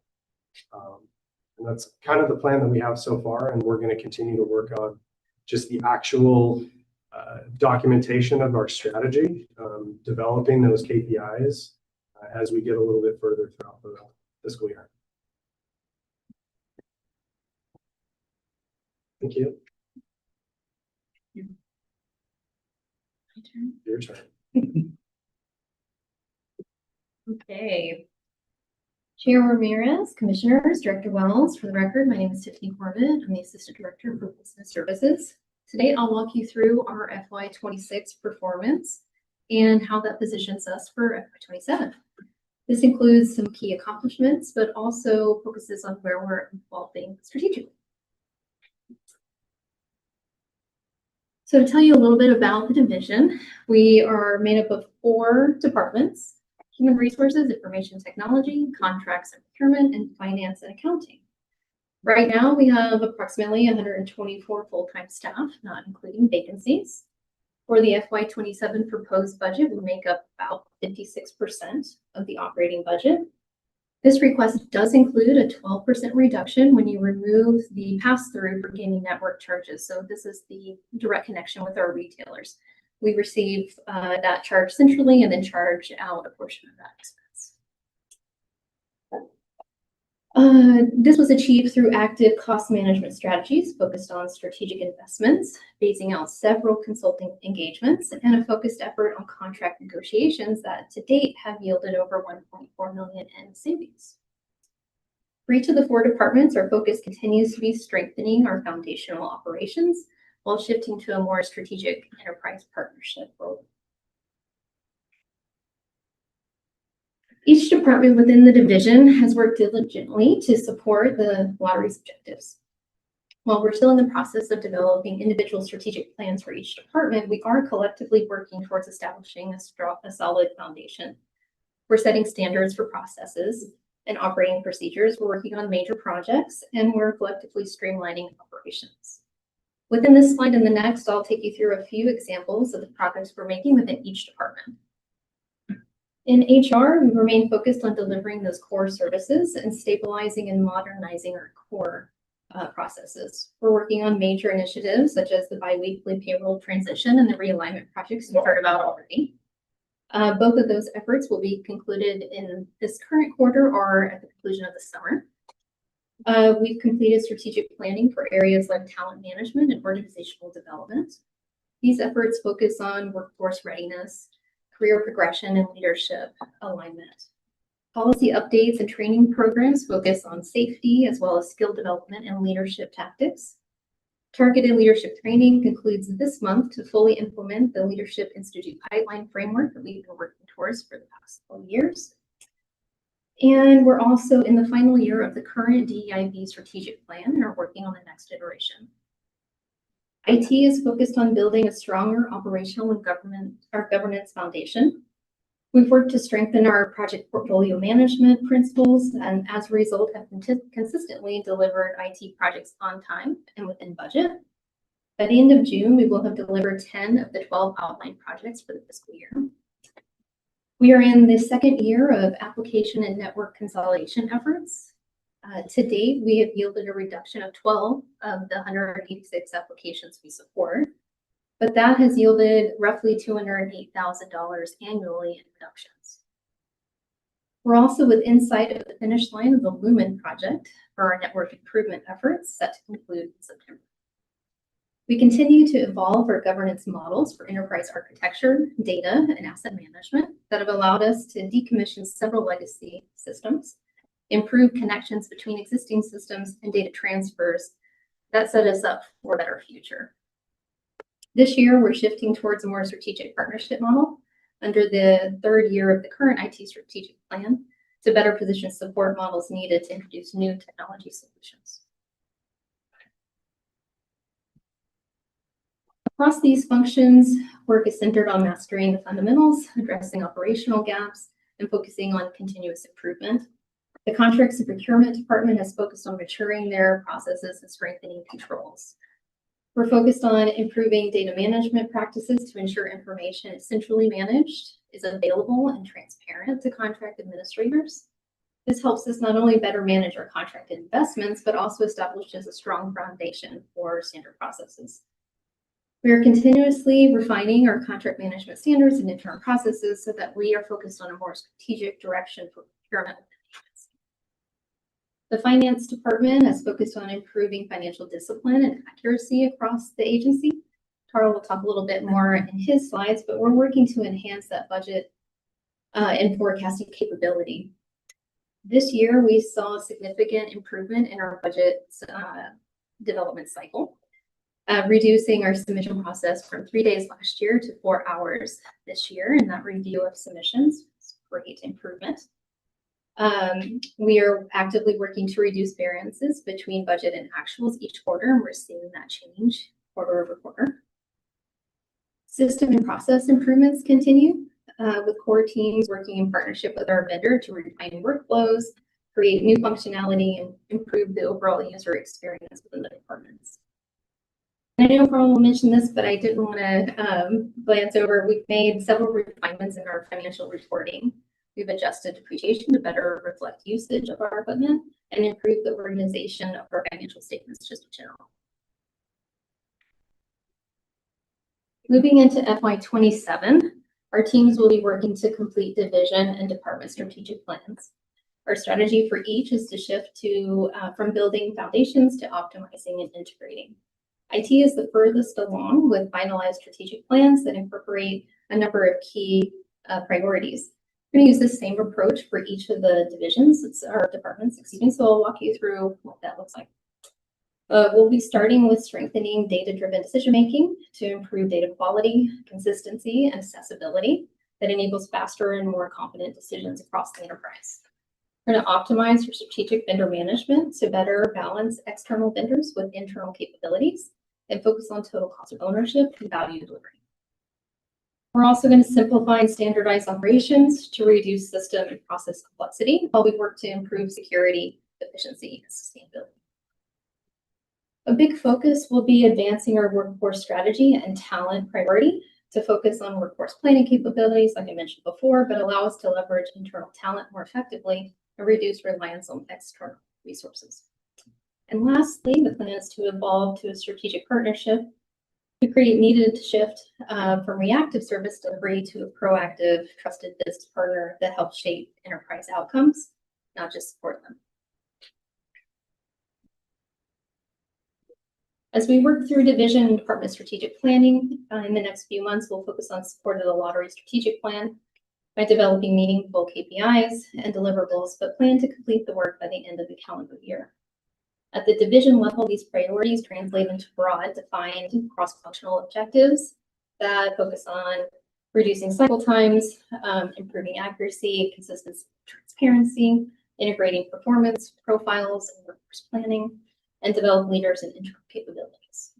Plans will focus on improvements in IT and systems that will allow us to improve service management, refine service catalogs, benchmarking, capacity planning to improve service efficiencies within the team, enable innovation and modernization through governance and committees that provide parameters and scalable solutions through pilot projects, like CJ mentioned before.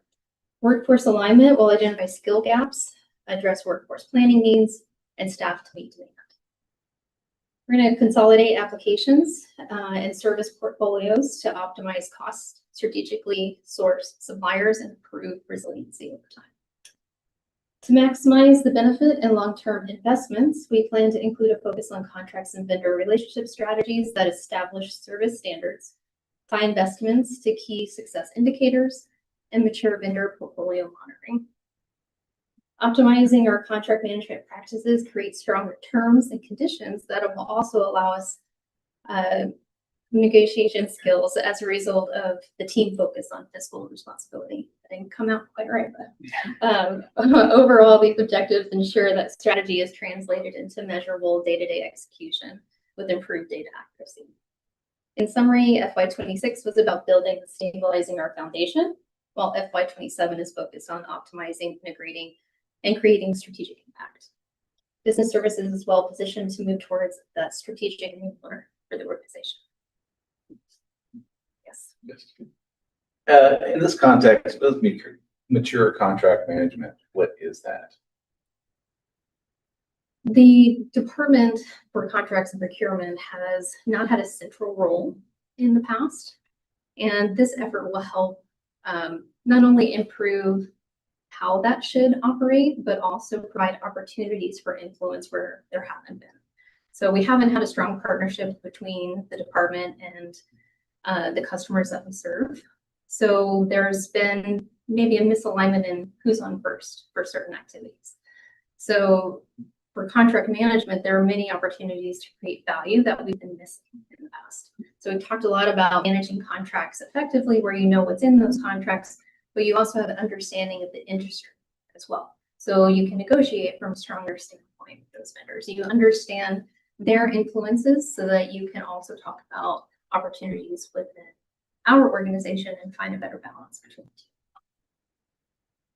two. If I can continue, so if it's mature contract management, how would you describe blank contract management now? Is it immature? Is it antiquated? Is it, what adjective would you use to describe the contract management now? Surface level. Service level? Yeah, there's a general understanding, but there's not a deep understanding of what we're procuring and how it can benefit us. So in the past, we may have over provisioned and seen that as the buffer, where we weren't quite sure what we might use it for, but we'll go ahead and include it in the contract so it's there if we need it. With proper planning, you procure what you need when you need it, and you don't have to go that route. So you're able to capitalize on some savings as a result, but have a better roadmap for the future so that you can negotiate those increases when you need them. When you're ready to use them is really a critical factor. Thank you. In the HR area, what are some of the kind of roles that you see an opportunity to build capacity internally that you're using external resources for? Alex and team talked a lot about the contracts that we have with external providers and consultant services. That's where we could capitalize on a big shift. So now that we've brought in a number of ERP solutions, we have an opportunity to build the skill sets in-house to support that long-term where we haven't had that before. We've been overly reliant on those external resources to fill that need, but we need to create that shift in not only knowledge, but support expectations so that within our own staffing units, we can actively and confidently support the enterprise applications that we are relying on. Yeah, I would add to that as we reduce the number of software platforms we have in-house, it becomes easier to recognize the skill sets we need to be hiring for. When we have 100 different software systems, we have to rely on some vendor partners to help us support those because we can't have 100 specialized employees. But when we start to focus on, we've talked about Salesforce, right? Most of the departments are now operating within Salesforce. It's important and it's obvious that we need to have Salesforce skilled employees on staff, right? That is a system that's going to be here for a long time, becomes a system of record. We can invest in those employees, but it's taken some time to figure out what are those systems. And when we had so many systems truly that were antiquated, you have to find some of these bigger companies that still have programmers in X programming code from the early 90s who can still come here and operate and keep things running. So that's been the challenge. It's getting a little bit easier for us to recognize what we need skills in.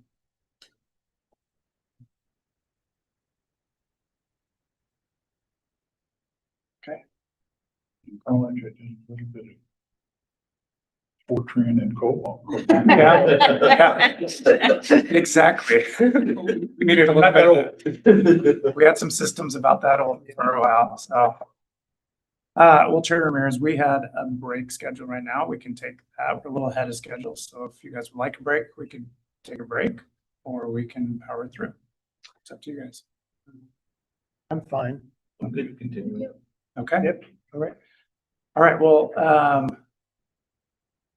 as, yeah, don't do that. As you guys have seen, and as Ty alluded to, right, we have an organizational strategy, and what we're trying to do is mature each of the divisions and connect that organizational strategy to a department strategy to what each employee does to help deliver upon that. So, as you can see, there's different maturity levels across the organization, but it is certainly our hope that when you hear from us next year, that each of these divisions have very clear strategies that ladder all the way up through the organization, very clear KPIs that we can measure against, track against, that all tie to that organizational strategy. So, we really wanted to bring you kind of this work in progress so that you guys understood where we're going and how we're trying to measure and ultimately be able to show you some really clear KPIs that I don't think have existed historically in this organization, so that we really have some good benchmarks to track against. So with that, we're going to move to our controller, to Carl, who's going to walk you guys through FY26 budget performance and then walk you through our requested FY27 budget. So with that, Carl, it's all yours. Thank you. Commissioner Ramirez, Chair Ramirez, Commissioners, and Director Wells. Again, I'm Carl Strauss, Controller. I know that you've heard a lot of description on some of the initiatives and you have detail on the budget in your packet, so I will try to stick to highlights as we work through these slides. Some of the improvements that we did for fiscal 27, the continuous improvement initiative, this was a collaborative effort between the Finance and Accounting Office, the Strategy Office, the business operations analysts for each of our divisions, as well as many of our budget managers for the organization. We held several in-person work sessions where we talked through the budgeting process, trying to identify pain points and process improvement areas, and we all left with a deeper understanding and comfort level with the budget process, as well as greater confidence in the accuracy of our final budget. Part of that initiative led to budget training. So we had several on-demand modules, pre-recorded videos that we had for budget managers that they could review, again, to deepen that understanding and comfort level with the budgeting process.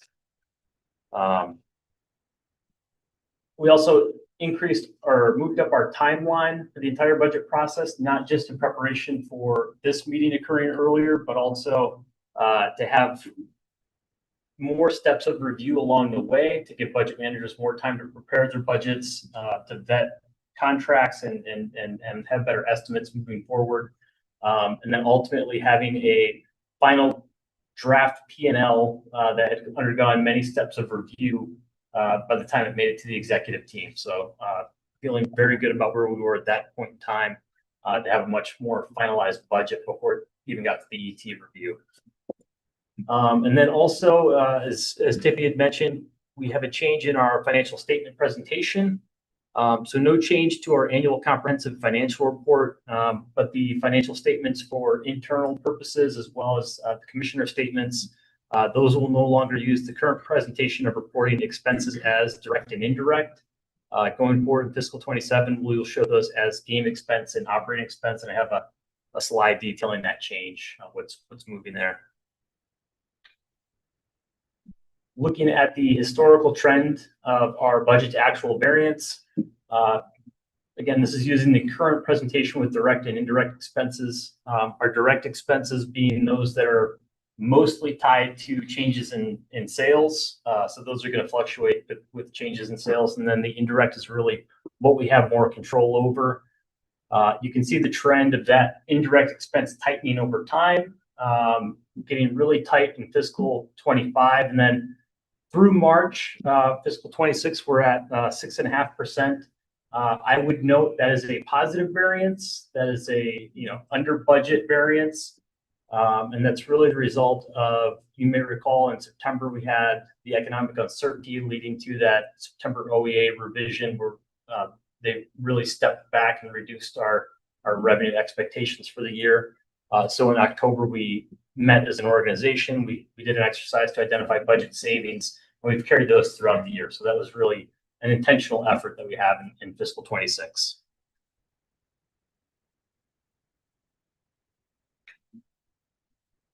And then looking at the changes in the financial statement presentation, the column there on the left is the current presentation. So showing advertising, sales support, and game equipment parts and maintenance. Those are moving from what's currently direct expenses down to our operating expenses. And then depreciation and interest expense, that's no longer going to be shown both as a direct expense and an indirect expense. So rather than showing it twice, once for gaming capital, once for non-gaming capital, we're going to consolidate those into one line each and show those as operating expenses.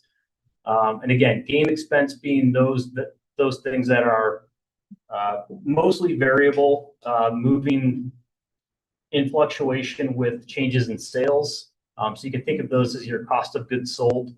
And then the operating expenses being more your overhead type expenses, things that are going to be our more fixed costs or independent of changes in sales.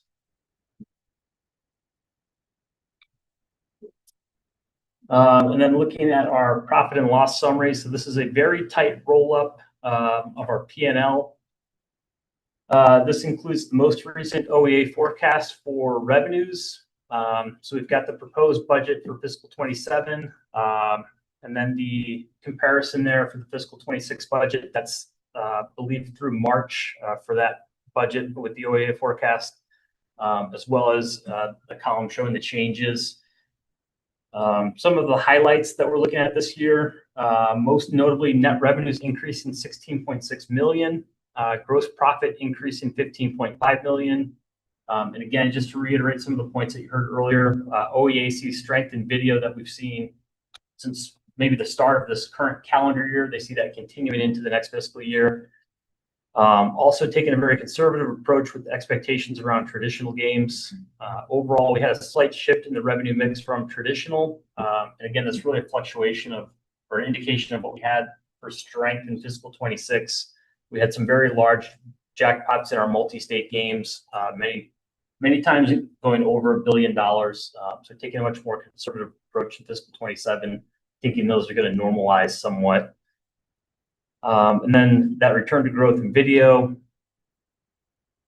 That shift in the mix explains the change in prizes and game expenses, a percentage of gross revenue that you see there. And then bottom line transfers to the state are increasing 13.3 million to just under 925 million on an accrual basis. And administrative expenses, a percentage of revenue decreasing to 3.07%, although that change is somewhat due to that change in depreciation on useful life of VLTs. That played a big factor in the change. You'll recall we made that change in the current fiscal year. So next year we'll have a full reflection built into that budget of depreciating those assets over 7 years rather than 5. Also, you'll see their indirect revenue decreasing about 3 million. I know the question came up earlier today about interest income. So that interest income does not have a direct requirement for transfers. It's built into our budget, as you see, to help fund our operating and capital expenses. And it does play a significant portion of our admin savings for the year, because it does flow to the bottom line to our net profit. Some additional budget highlights. Net revenue increasing, that's due to a combination. So the traditional games, we show a decline of 19.5% for traditional products. And again, it's really more an indication of the strength of 26. So we had several increases in traditional sales for the budget throughout the year through the forecast due to our muscle games, Powerball and Mega Millions. And then much more conservative estimates as we enter into 27 to take into effect the courier rule change, as well as those jackpots kind of normalizing. We also had a 5% increase in the budget for video. Again, strong video since the start of the calendar year. We had that big downward revision in September, and then we've had nothing but upward revisions since then for our video products. So December, March, and May were all upward revisions.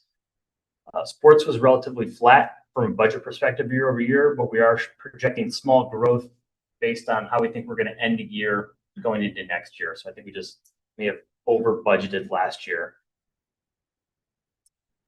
The sales increase is causing a modest increase in the game expenses. You'll see retail commissions are increasing with the video sales forecast, while the decrease in game vendor charges is a split, somewhat coming from the traditional side, as well as somewhat coming from sports. So the decrease is there.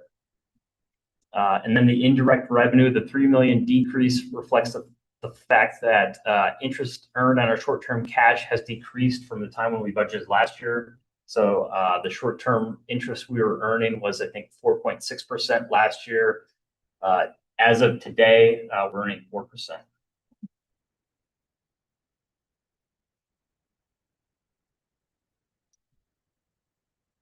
Operating expenses are shown decreasing 10.2 million. You can see advertising increasing 5 million. That reflects, or mostly, I would say, due to the additional sponsorships planned for next year. Game equipment parts and maintenance declining due to fewer budgeted game sets as of our budget. Salaries and benefits reflects the cost of living increases built in, as well as increased in benefits costs, as well as PERS costs. Service and supplies, I know you've heard quite a bit about, and there's a lot that really funnels into that. The highlights, I would say, declining due to more thoughtful approach to how we're working with vendors. So a big portion of that is our professional services, and being offset by the game network charges that we've talked about or that you've heard about. So I'd say those are two of the largest factors contributing to service and supplies there. And then depreciation, a significant portion at 14.5 million due to that change in useful life on our VLTs. Highlights of the capital budget. You can see we are requesting 22.4 million for fiscal 27. That's down from 36.1 million. Of course, that's 36.1 million includes the digital claims and payments app from last year, which we did that strategic pivot from, going back to RFP. And then in fiscal 27, I would also note that we have 10 million earmarked for VLTs rather than 20 million. You know, again, trying to be very purposeful about how we're deploying the VLTs we already have in our warehouse. Other assets are pretty well in line with what you'd expect for vehicles, warehouse upgrades, and IT expenses. And then we did have a large increase or acquisitions for right-of-use assets at 11.1 million. That's nearly all due to contract renewals of subscription-based IT agreements and leases. One in particular related to our gaming network was, I believe, a little over 7 million of that. And then lastly, I don't have a slide in this deck, but I wanted to mention where we're at with year-end projections for the current fiscal year around administrative savings. Through the month end of April, we have 21.8 million of administrative savings on our books. We do have 2 months remaining in the fiscal year, so there's some outstanding unknowns with the activity for May and June still outstanding. We expect to end the year in a position that would allow us to refill our investment reserve so that we can enter fiscal 27 with a full contingency reserve, as well as a full investment reserve. In addition to refilling these reserves, we expect to have capacity to make an additional contribution to our PERS side account, which would offset future pension expenses and make a meaningful transfer of administrative savings to the state. We feel very good about where we are now and how we expect to end the year, and we'll have firmer numbers to put next to those intentions when we meet again.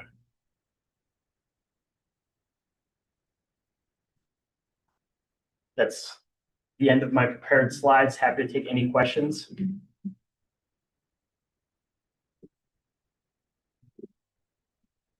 No. You get the answer to my previous question in there, so I'm all good. All right. Well, Chair Ramirez, Commissioners, thank you guys for your time today. I hope you found this informative as to where we have come over the last year, where we're going strategically, and how we developed that strategic plan. That was sort of the goal of our presentation today, is to try to walk you through through our brains and our planning process and how that works here, and hopefully see some of the improvements that we're making and improvements that still to come. So with that, the materials for the strategic plan and the budget were provided to you guys in advance to review. Same materials we went through today. Also want to make sure that you're aware that per our tribal consultation policy, this strategic plan was provided to the tribes, and we've received no concerns from them in advance of this meeting. So for today, you have several motions in front of you that we would love your support in. One is to approve our FY27 strategic plan. And the second one would be to adopt the FY27 budget, which does include personal service budget adjustments. So at this point, Chair Ramirez, I will turn back over to you. Okay.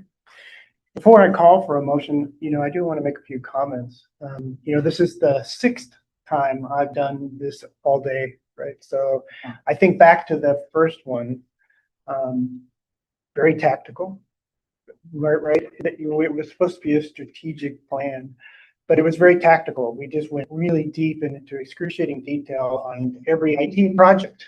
And we said, that's our plan. And then we had a budget, and it was really difficult to connect the two. But the commitment you've had to continuous improvement, so it's gotten better every year, right? And this year was, yeah, it hasn't cascaded completely, but how it does cascade from the overview of the economy and all the broad macroeconomic stuff to, okay, now let's take it down to the state, let's take it down to within the lottery, and then connecting it with the KPIs to the budget. That you stuck with that because you said for 6 years we're going to get better at this, and we're going to get better, and it's really good. So I commend the team for. I know it's hard; it's a lot of work, but it clearly showed the integration across the organization. So you should be really proud of where you've come in that period of time. I've been in big corporations where we never got this far, right? I would say really good job. I was really impressed. Thank you. Thank you very much. If I can tack on to those comments, yeah, I agreed. I was very impressed with everybody. I know a lot goes into getting prep done for it, but from my standpoint, it was worth it. In terms of a commissioner being able to understand the work that you're doing, and appreciate the work and professionalism that you bring to it and the competencies that you guys have. And I'm on the board of some nonprofits, and I wish I could put you guys into those nonprofits. Maybe just loan an executive program or something along those lines. I'm going to take it for the City of Roseville Budget Committee. Yeah, just hats off to you guys and much appreciated with all the work that you guys did. Thank you. Right, if there's no other comments, is there a motion to? If you don't mind. Oh, no, go ahead. Thank you, Chair. To add on with what has already been said, I have been to as many as Chair Ramirez has, but yes, I have noticed a difference, and it is a positive difference. There was nothing particularly wrong with the earlier ones, but you have made a commitment to improvement, and I've seen the improvements. One of the things we were talking about was the interaction of the individual employees and an understanding of what they do and how it all fits together. And one of the comments that you made was we're getting to where people are talking to each other and are beginning to understand what goes on. I had the opportunity this morning, thanks to some very what's the word that I want, giving people to have a couple of meetings with employees because I had some questions. And both of those meetings, as well as this one, have brought me a much better understanding of how the lottery works and what happens and what needs to be done. And to be able to see that from my perspective with the improvements that we've made overall with the information that's being presented and with the attitudes of the employees And I've seen that with all of the people that I've seen in these committee meetings, and I saw it literally firsthand with a couple of people this morning. And I'm just very thankful that I have people like this to work with. That being said, I move the Oregon State Lottery Commission adopt the fiscal year 27 strategic plan as presented today. Do I hear a second? I'll second. Will the clerk please call the roll? Commissioner Conrad, Aye. Commissioner Dodd, Aye. Commissioner Geller. Aye. Commissioner Weller, Aye. Chair Ramirez. Aye. For the record, the motion has passed. Is there a motion to adopt the FY27 budget? I move the Oregon State Lottery Commission adopt the proposed fiscal year 27 budget as presented today, which includes personal differences, adjustments applied consistently across all staff, including assistant directors, deputy directors, and director. Do I hear a second? I'll second. Will the clerk please call the roll? Commissioner Conrad, Aye. Commissioner Dodd, Aye. Commissioner Geller. Aye. Commissioner Weller, Aye. Chair Ramirez. Aye. For the record, the motion has passed. Before I close, if there's any other commissioner comments or discussions? No? So if there are no objections, we'll adjourn the meeting. The next meeting is scheduled for Friday, June 26th. The meeting is adjourned. Thank you very much. Thank you.